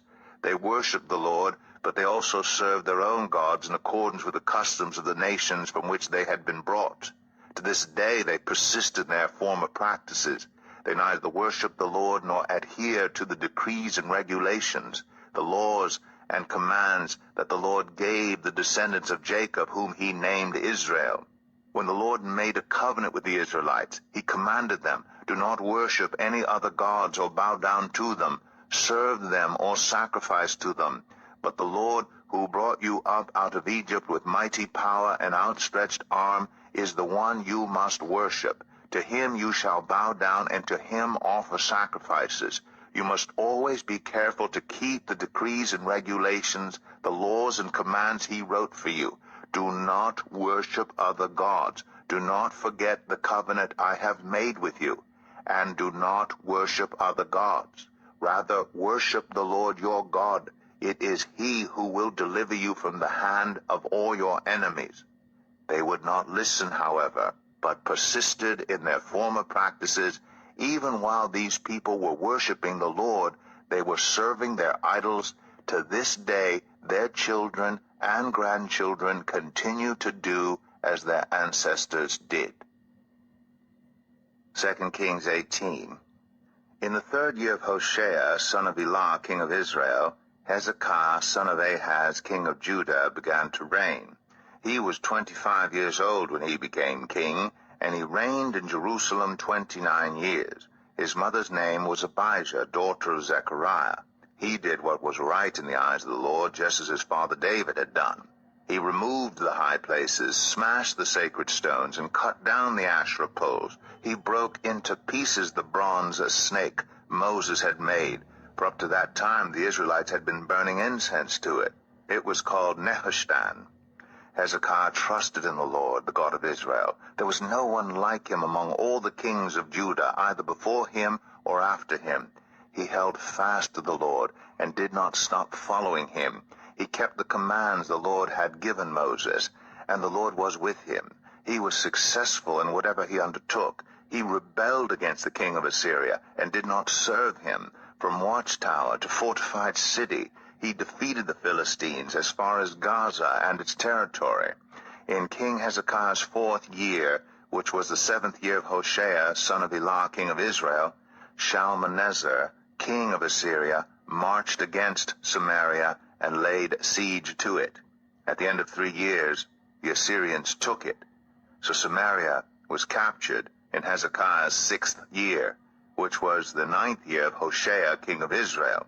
The king of Assyria deported Israel to Assyria and settled them in Halah, in Gozan, on the Habor River, and in towns of the Medes. This happened because they had not obeyed the Lord their God, but had violated his covenant, all that Moses, the servant of the Lord, commanded. They neither listened to the commands nor carried them out. In the 14th year of King Hezekiah's reign, Sennacherib, king of Assyria, attacked all the fortified cities of Judah and captured them. So Hezekiah, king of Judah, sent this message to the king of Assyria at Lachish: "I have done wrong. Withdraw from me, and I will pay whatever you demand of me." The king of Assyria exacted from Hezekiah, king of Judah, 300 talents of silver and 30 talents of gold. So Hezekiah gave him all the silver that was found in the temple of the Lord and in the treasuries of the royal palace. At this time Hezekiah, king of Judah, stripped off the gold with which he had covered the doors and doorposts of the temple of the Lord, and gave it to the king of Assyria. The king of Assyria sent his supreme commander, his chief officer, and his field commander with a large army from Lachish to King Hezekiah at Jerusalem. They came up to Jerusalem and stopped at the aqueduct of the upper pool on the road to the washerman's field. They called for the king, and Eliakim, son of Hilkiah, the palace administrator, Shebna, the secretary, and Joah, son of Asaph, the recorder, went out to them. The field commander said to them, "Tell Hezekiah, this is what the great king, the king of Assyria, says. On what are you basing this confidence of yours? You say you have the counsel and the might for war. But you speak only empty words. On whom are you depending that you rebel against me? Look, I know you are depending on Egypt, that splintered reed of a staff which pierces the hand of anyone who leans on it. Such is Pharaoh, king of Egypt, to all who depend on him. But if you say to me, we are depending on the Lord our God, isn't he the one whose high places and altars Hezekiah removed, saying to Judah and Jerusalem, you must worship before this altar in Jerusalem? Come now, make a bargain with my master, the king of Assyria. I will give you 2,000 horses if you can put riders on them. How can you repulse one officer of the least of my master's officials, even though you are depending on Egypt for chariots and horsemen? Furthermore, have I come to attack and destroy this place without word from the Lord? The Lord himself told me to march against this country and destroy it. Then Eliakim, son of Hilkiah, and Shebna and Joah said to the field commander, please speak to your servants in Aramaic, since we understand it. Don't speak to us in Hebrew in the hearing of the people on the wall. But the commander replied, was it only to your master and you that my master sent me to say these things, and not to the people sitting on the wall, who, like you, will have to eat their own excrement and drink their own urine?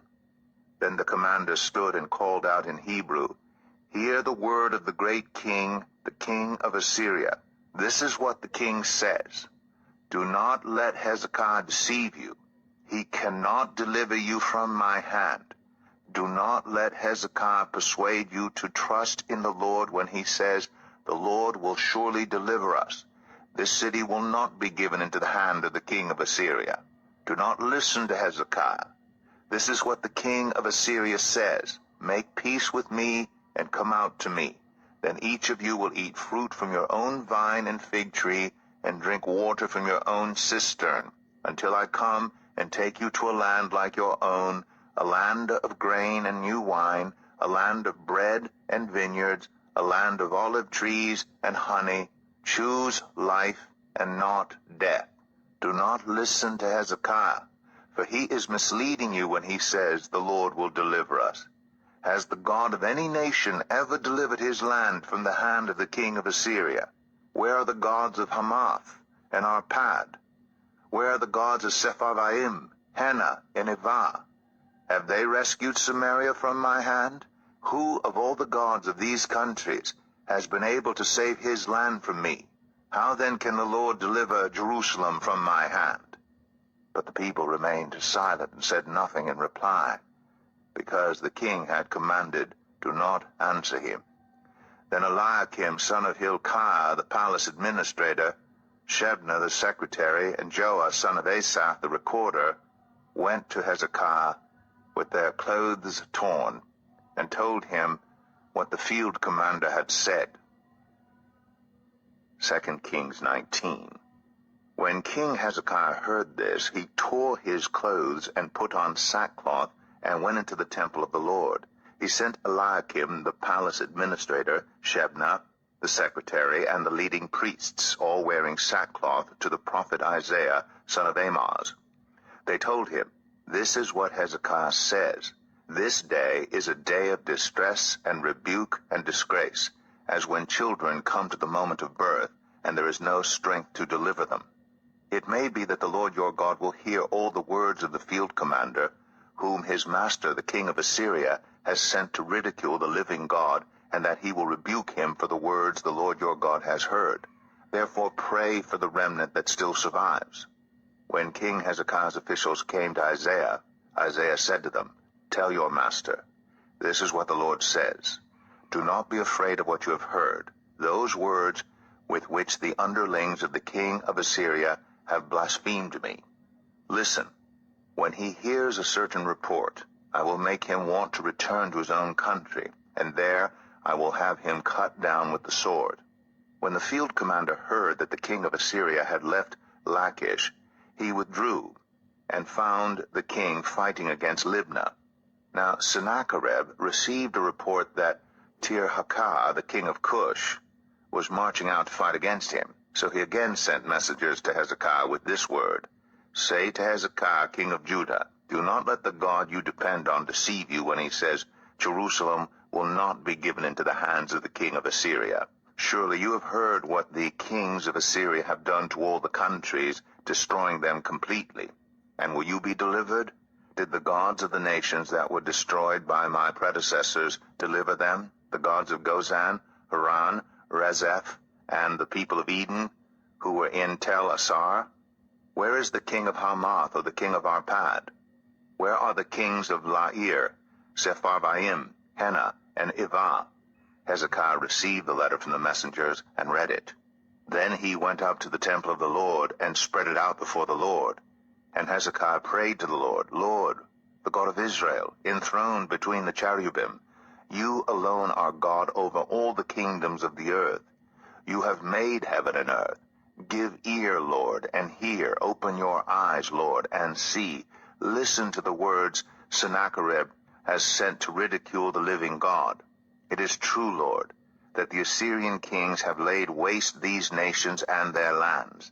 They have thrown their gods into the fire and destroyed them, for they were not gods, but only wood and stone, fashioned by human hands. Now, Lord our God, deliver us from his hand, so that all the kingdoms of the earth may know that you alone, Lord, are God. Then Isaiah, son of Amoz, sent a message to Hezekiah. This is what the Lord, the God of Israel, says. I have heard your prayer concerning Sennacherib, king of Assyria. This is the word that the Lord has spoken against him. Virgin daughter Zion despises you and mocks you. Daughter Jerusalem tosses her head as you flee. Who is it you have ridiculed and blasphemed? Against whom have you raised your voice and lifted your eyes in pride? Against the Holy One of Israel. By your messengers you have ridiculed the Lord. And you have said, with my many chariots I have ascended the heights of the mountains, the utmost heights of Lebanon. I have cut down its tallest cedars, the choicest of its junipers. I have reached its remotest parts, the finest of its forests. I have dug wells in foreign lands, and drunk the water there. With the soles of my feet I have dried up all the streams of Egypt. Have you not heard? Long ago I ordained it. In days of old I planned it. Now I have brought it to pass, that you have turned fortified cities into piles of stone. Their people, drained of power, are dismayed and put to shame. They are like plants in the field, like tender green shoots, like grass sprouting on the roof, scorched before it grows up. But I know where you are, and when you come and go, and how you rage against me. Because you rage against me, and because your insolence has reached my ears, I will put my hook in your nose and my bit in your mouth, and I will make you return by the way you came. This will be the sign for you, Hezekiah. This year you will eat what grows by itself, and the second year what springs from that. But in the third year sow and reap, plant vineyards, and eat their fruit. Once more a remnant of the kingdom of Judah will take root below and bear fruit above. For out of Jerusalem will come a remnant, and out of Mount Zion a band of survivors. The zeal of the Lord Almighty will accomplish this. Therefore this is what the Lord says concerning the king of Assyria. He will not enter this city, or shoot an arrow here. He will not come before it with shield, or build a siege ramp against it. By the way that he came, he will return. He will not enter this city, declares the Lord. I will defend this city and save it, for my sake and for the sake of David my servant. That night the angel of the Lord went out and put to death 185,000 in the Assyrian camp. When the people got up the next morning, there were all the dead bodies. So Sennacherib, king of Assyria, broke camp and withdrew. He returned to Nineveh and stayed there. One day, while he was worshipping in the temple of his god Nisroch, his sons Adramelech and Sharezer killed him with the sword, and they escaped to the land of Ararat, and Esarhaddon his son succeeded him as king. 2 Kings 20. In those days Hezekiah became ill, and was at the point of death. The prophet Isaiah, son of Amoz, went to him and said, This is what the Lord says, Put your house in order, because you are going to die, you will not recover. Hezekiah turned his face to the wall and prayed to the Lord, Remember, Lord, how I have walked before you faithfully, and with wholehearted devotion, and have done what is good in your eyes." And Hezekiah wept bitterly. Before Isaiah had left the middle court, the word of the Lord came to him, "Go back and tell Hezekiah, the ruler of my people, this is what the Lord, the God of your father David, says.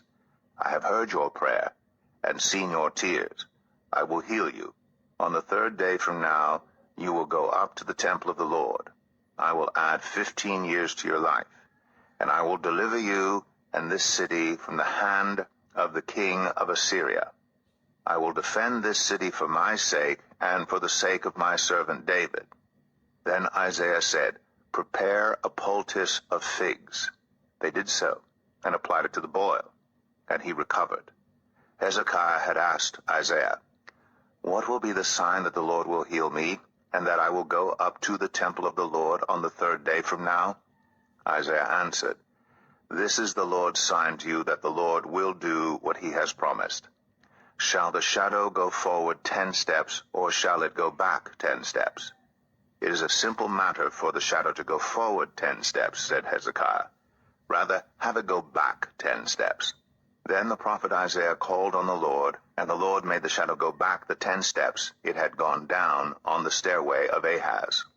At that time Marduk-Baladan, son of Baladan, king of Babylon, sent Hezekiah letters and a gift, because he had heard of Hezekiah's illness.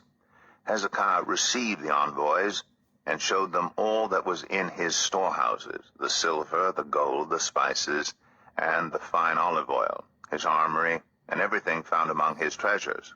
There was nothing in his palace, or in all his kingdom, that Hezekiah did not show them.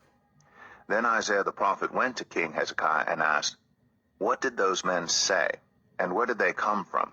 "From a distant land," Hezekiah replied. "They came from Babylon." The prophet asked, "What did they see in your palace?" "They saw everything in my palace," Hezekiah said. "There is nothing among my treasures that I did not show them." Then Isaiah said to Hezekiah, "Hear the word of the Lord. The time will surely come when everything in your palace, and all that your predecessors have stored up until this day, will be carried off to Babylon. Nothing will be left, says the Lord. And some of your descendants, your own flesh and blood, who will be born to you, will be taken away, and they will become eunuchs in the palace of the king of Babylon. The word of the Lord you have spoken is good." Hezekiah replied, for he thought, "Will there not be peace and security in my lifetime?" As for the other events of Hezekiah's reign, all his achievements, and how he made the pool and the tunnel by which he brought water into the city, are they not written in the book of the annals of the kings of Judah? Hezekiah rested with his ancestors, and Manasseh his son succeeded him as king. 2 Kings 21. Manasseh was 12 years old when he became king, and he reigned in Jerusalem 55 years. His mother's name was Hephzibah.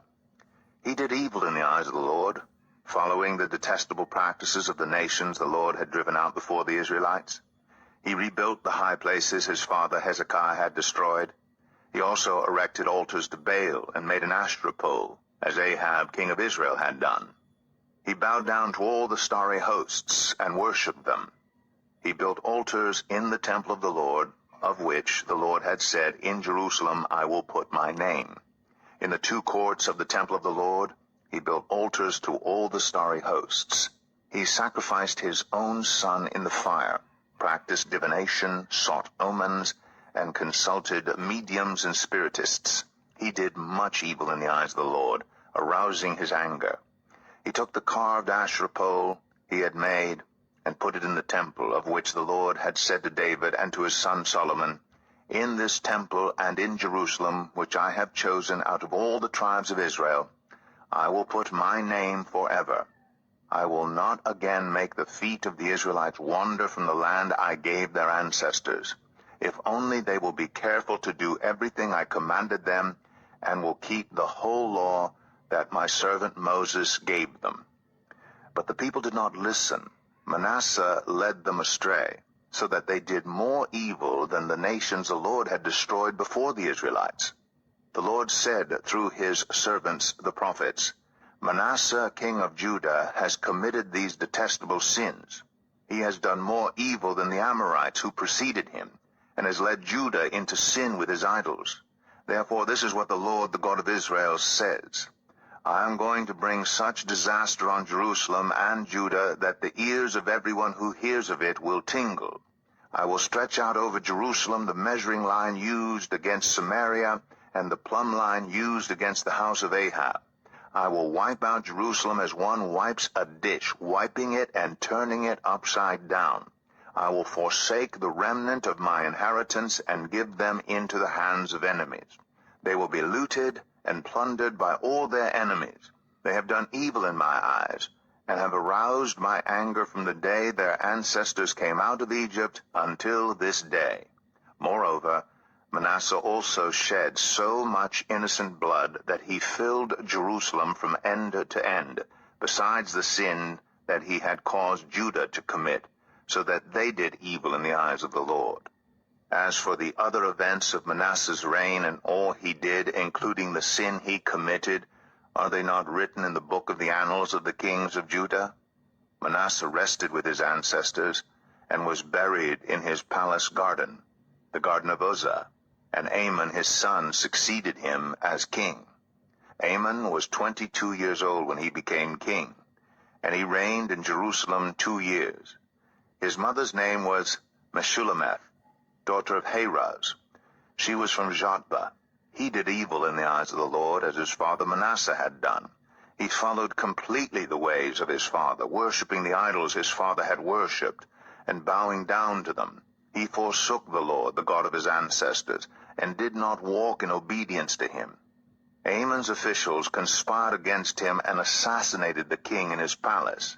Then the people of the land killed all who had plotted against King Amon, and they made Josiah his son king in his place. As for the other events of Amon's reign and what he did, are they not written in the book of the annals of the kings of Judah? He was buried in his tomb in the garden of Uzzah, and Josiah his son succeeded him as king. 2 Kings 22. Josiah was 8 years old when he became king, and he reigned in Jerusalem 31 years. His mother's name was Jedidah, daughter of Adaiah. She was from Bozkath. He did what was right in the eyes of the Lord, and followed completely the ways of his father David, not turning aside to the right or to the left. In the 18th year of his reign, King Josiah sent the secretary Shaphan, son of Azaliah, the son of Meshullam, to the temple of the Lord. He said, Go up to Hilkiah, the high priest, and have him get ready the money that has been brought into the temple of the Lord, which the doorkeepers have collected from the people. Have them entrusted to the men appointed to supervise the work on the temple, and have these men pay the workers who repair the temple of the Lord, the carpenters, the builders, and the masons. Also have them purchase timber and dressed stone to repair the temple. But they need not account for the money entrusted to them, because they are honest in their dealings. Hilkiah the high priest said to Shaphan the secretary, I have found the book of the law in the temple of the Lord. He gave it to Shaphan, who read it. Then Shaphan the secretary went to the king and reported to him, Your officials have paid out the money that was in the temple of the Lord, and have entrusted it to the workers and supervisors at the temple. Then Shaphan the secretary informed the king, Hilkiah the priest has given me a book. And Shaphan read from it in the presence of the king. When the king heard the words of the book of the law, he tore his robes. He gave these orders to Hilkiah the priest, Ahikam, son of Shaphan, Akbor, son of Micaiah, Shaphan the secretary, and Azariah, the king's attendant. Go and inquire of the Lord for me, and for the people, and for all Judah, about what is written in this book that has been found. Great is the Lord's anger that burns against us, because those who have gone before us have not obeyed the words of this book. They have not acted in accordance with all that is written there concerning us.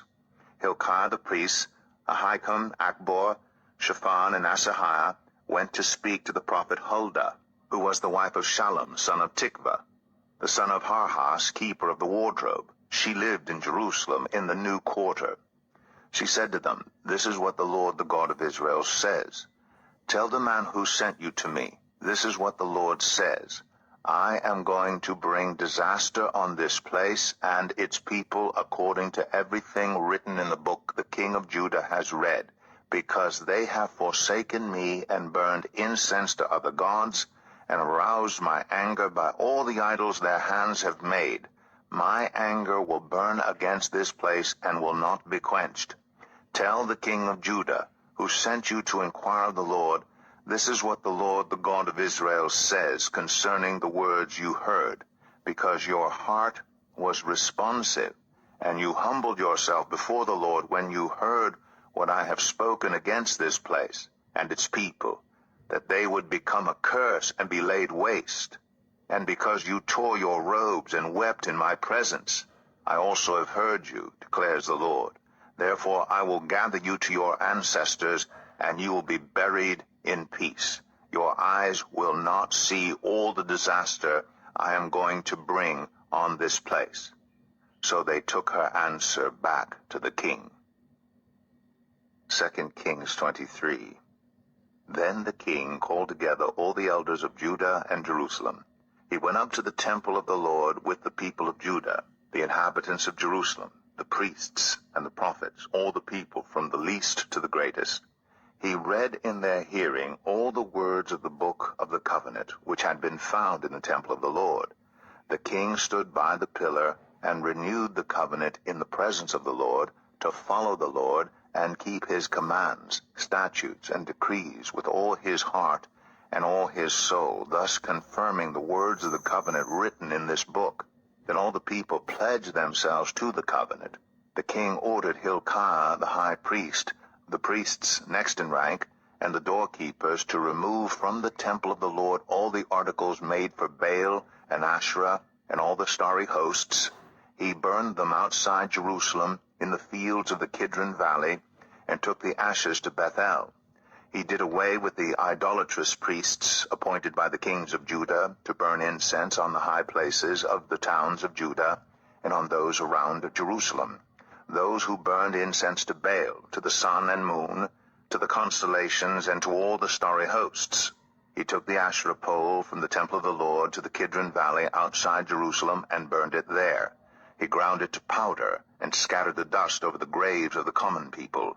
He also tore down the quarters of the male shrine prostitutes that were in the temple of the Lord, the quarters where women did weaving for Asherah. Josiah brought all the priests from the towns of Judah and desecrated the high places, from Geba to Beersheba, where the priests had burned incense. He broke down the gateway at the entrance of the gate of Joshua, the city governor, which was on the left of the city gate. Although the priests of the high places did not serve at the altar of the Lord in Jerusalem, they ate unleavened bread with their fellow priests. He desecrated Topheth, which was in the valley of Ben-Hinnom, so no one could use it to sacrifice their son or daughter in the fire to Moloch. He removed from the entrance to the temple of the Lord the horses that the kings of Judah had dedicated to the sun. They were in the court near the room of an official named Nathan-Melech. Josiah then burned the chariots dedicated to the sun. He pulled down the altars the kings of Judah had erected on the roof near the upper room of Ahaz, and the altars Manasseh had built in the two courts of the temple of the Lord. He removed them from there, smashed them to pieces, and threw the rubble into the Kidron Valley. The king also desecrated the high places that were east of Jerusalem, on the south of the hill of corruption, the one Solomon, king of Israel, had built for Ashtoreth, the vile goddess of the Sidonians, for Chemosh, the vile god of Moab, and for Moloch, the detestable god of the people of Ammon. Josiah smashed the sacred stones and cut down the Asherah poles and covered the sites with human bones. Even the altar at Bethel, the high place made by Jeroboam, son of Nebat, who had caused Israel to sin, even that altar and high place he demolished. He burned the high place and ground it to powder, and burned the Asherah pole also. Then Josiah looked around, and when he saw the tombs that were there on the hillside, he had the bones removed from them and burned on the altar to defile it, in accordance with the word of the Lord proclaimed by the man of God who foretold these things. The king asked, "What is that tombstone I see?" The people of the city said, "It marks the tomb of the man of God who came from Judah and pronounced against the altar of Bethel the very things you have done to it." "Leave it alone," he said. "Don't let anyone disturb his bones." So they spared his bones and those of the prophet who had come from Samaria. Just as he had done at Bethel, Josiah removed all the shrines at the high places that the kings of Israel had built in the towns of Samaria and that had aroused the Lord's anger. Josiah slaughtered all the priests of those high places on the altars and burned human bones on them. Then he went back to Jerusalem. The king gave this order to all the people: "Celebrate the Passover to the Lord your God, as it is written in this book of the covenant." Neither in the days of the judges who led Israel, nor in the days of the kings of Israel and the kings of Judah, had any such Passover been observed. But in the 18th year of King Josiah, this Passover was celebrated to the Lord in Jerusalem. Furthermore, Josiah got rid of the mediums and spiritists, the household gods, the idols, and all the other detestable things seen in Judah and Jerusalem. This he did to fulfill the requirements of the law written in the book that Hilkiah the priest had discovered in the temple of the Lord. Neither before nor after Josiah was there a king like him who turned to the Lord as he did, with all his heart and with all his soul and with all his strength, in accordance with all the law of Moses. Nevertheless, the Lord did not turn away from the heat of his fierce anger, which burned against Judah because of all that Manasseh had done to arouse his anger. So the Lord said, "I will remove Judah also from my presence as I removed Israel, and I will reject Jerusalem, the city I chose, and this temple, about which I said, my name shall be there." As for the other events of Josiah's reign, and all he did, are they not written in the book of the annals of the kings of Judah? While Josiah was king, Pharaoh Necho, king of Egypt, went up to the Euphrates River to help the king of Assyria. King Josiah marched out to meet him in battle, but Necho faced him and killed him at Megiddo. Josiah's servants brought his body in a chariot from Megiddo to Jerusalem and buried him in his own tomb. And the people of the land took Jehoahaz, son of Josiah, and anointed him and made him king in place of his father. Jehoahaz was 23 years old when he became king, and he reigned in Jerusalem 3 months. His mother's name was Hamutal, daughter of Jeremiah. She was from Libnah. He did evil in the eyes of the Lord, just as his predecessors had done. Pharaoh Necho put him in chains at Riblah, in the land of Hamath, so that he might not reign in Jerusalem, and he imposed on Judah a levy of 100 talents of silver and a talent of gold. Pharaoh Necho made Eliakim, son of Josiah, king in place of his father Josiah, and changed Eliakim's name to Jehoiakim. But he took Jehoahaz and carried him off to Egypt, and there he died. Jehoiakim paid Pharaoh Necho the silver and gold he demanded. In order to do so, he taxed the land and exacted the silver and gold from the people of the land according to their assessments. Jehoiakim was 25 years old when he became king, and he reigned in Jerusalem 11 years. His mother's name was Zebidah, daughter of Pedaiah. She was from Rumah, and he did evil in the eyes of the Lord, just as his predecessors had done. 2 Kings 24. During Jehoiakim's reign, Nebuchadnezzar, king of Babylon, invaded the land, and Jehoiakim became his vassal for 3 years. But then he turned against Nebuchadnezzar and rebelled. The Lord sent Babylonian, Aramaean, Moabite, and Ammonite raiders against him to destroy Judah, in accordance with the word of the Lord proclaimed by his servants the prophets. Surely these things happened to Judah according to the Lord's command, in order to remove them from his presence because of the sins of Manasseh and all he had done, including the shedding of innocent blood. For he had filled Jerusalem with innocent blood, and the Lord was not willing to forgive.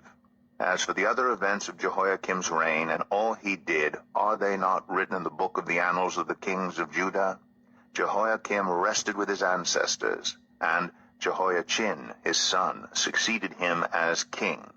The king of Egypt did not march out from his own country again, because the king of Babylon had taken all his territory from the Wadi of Egypt to the Euphrates River. Jehoiachin was 18 years old when he became king, and he reigned in Jerusalem 3 months. His mother's name was Nehushta, daughter of Elnathan. She was from Jerusalem. He did evil in the eyes of the Lord, just as his father had done. At that time the officers of Nebuchadnezzar, king of Babylon, advanced on Jerusalem and laid siege to it. And Nebuchadnezzar himself came up to the city while his officers were besieging it. Jehoiachin, king of Judah, his mother, his attendants, his nobles, and his officials all surrendered to him. In the 8th year of the reign of the king of Babylon, he took Jehoiachin prisoner. As the Lord had declared, Nebuchadnezzar removed the treasures from the temple of the Lord and from the royal palace, and cut up the gold articles that Solomon king of Israel had made for the temple of the Lord.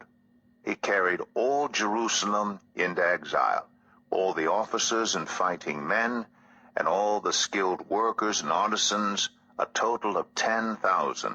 Only the poorest people of the land were left. Nebuchadnezzar took Jehoiachin captive to Babylon. He also took from Jerusalem to Babylon the king's mother, his wives, his officials, and the prominent people of the land. The king of Babylon also deported to Babylon the entire force of 7,000 fighting men, strong and fit for war, and 1,000 skilled workers and artisans. He made Mattaniah, Joachin's uncle, king in his place, and changed his name to Zedekiah. Zedekiah was 21 years old when he became king, and he reigned in Jerusalem 11 years. His mother's name was Hamutal, daughter of Jeremiah. She was from Libnah. He did evil in the eyes of the Lord, just as Jehoiakim had done. It was because of the Lord's anger that all this happened to Jerusalem and Judah, and in the end he thrust them from his presence. Now Zedekiah rebelled against the king of Babylon. 2 Kings 25. So in the 9th year of Zedekiah's reign, on the 10th day of the 10th month, Nebuchadnezzar, king of Babylon, marched against Jerusalem with his whole army. He encamped outside the city and built siege works all around it. The city was kept under siege until the 11th year of King Zedekiah. By the 9th day of the 4th month, the famine in the city had become so severe that there was no food for the people to eat.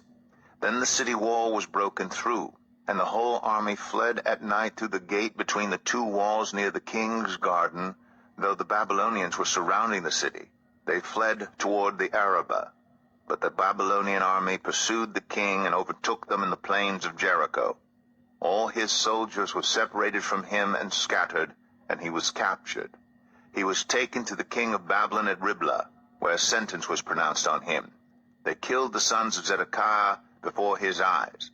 Then they put out his eyes, bound him with bronze shackles, and took him to Babylon. On the 7th day of the 5th month, in the 19th year of Nebuchadnezzar, king of Babylon, Nebuzaradan, commander of the imperial guard, an official of the king of Babylon, came to Jerusalem. He set fire to the temple of the Lord, the royal palace, and all the houses of Jerusalem. Every important building he burned down. The whole Babylonian army, under the commander of the imperial guard, broke down the walls around Jerusalem. Nebuzaradan, the commander of the guard, carried into exile the people who remained in the city, along with the rest of the populace and those who had deserted to the king of Babylon. But the commander left behind some of the poorest people of the land to work the vineyards and fields. The Babylonians broke up the bronze pillars, the movable stands, and the bronze of the sea that were at the temple of the Lord, and they carried the bronze to Babylon. They also took away the pots, shovels, wick trimmers, dishes, and all the bronze articles used in the temple service. The commander of the imperial guard took away the censers and sprinkling bowls, all that were made of pure gold or silver. The bronze from the 2 pillars, the sea, and the movable stands which Solomon had made for the temple of the Lord was more than could be weighed. Each pillar was 18 cubits high. The bronze capital, On top of one pillar was 3 cubits high, and was decorated with a network and pomegranates of bronze all around. The other pillar with its network was similar. The commander of the guard took as prisoners Seraiah the chief priest, Zephaniah the priest next in rank, and the 3 doorkeepers. Of those still in the city, he took the officer in charge of the fighting men and 5 royal advisers. He also took the secretary, who was chief officer in charge of conscripting the people of the land, and 60 of the conscripts who were found in the city. Nebuzaradan, the commander, took them all and brought them to the king of Babylon at Riblah. There at Riblah, in the land of Hamath, the king had them executed.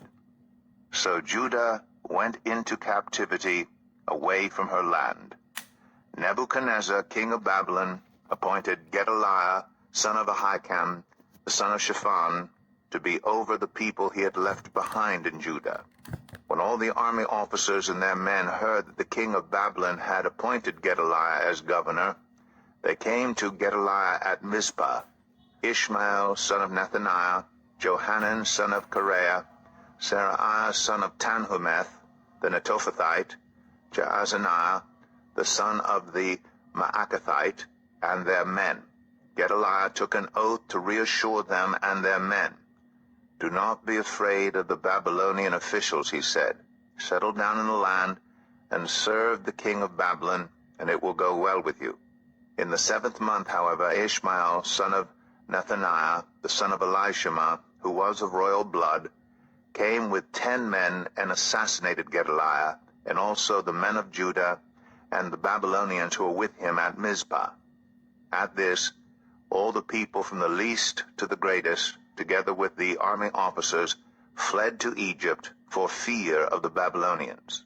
In the 37th year of the exile of Jehoiachin, king of Judah, in the year Awel-Marduk became king of Babylon, he released Jehoiachin, king of Judah, from prison. He did this on the 27th day of the 12th month. He spoke kindly to him and gave him a seat of honor higher than those of the other kings who were with him in Babylon. So Jehoiachin put aside his prison clothes, and for the rest of his life ate regularly at the king's table. Day by day the king gave Jehoiachin a regular allowance as long as he lived.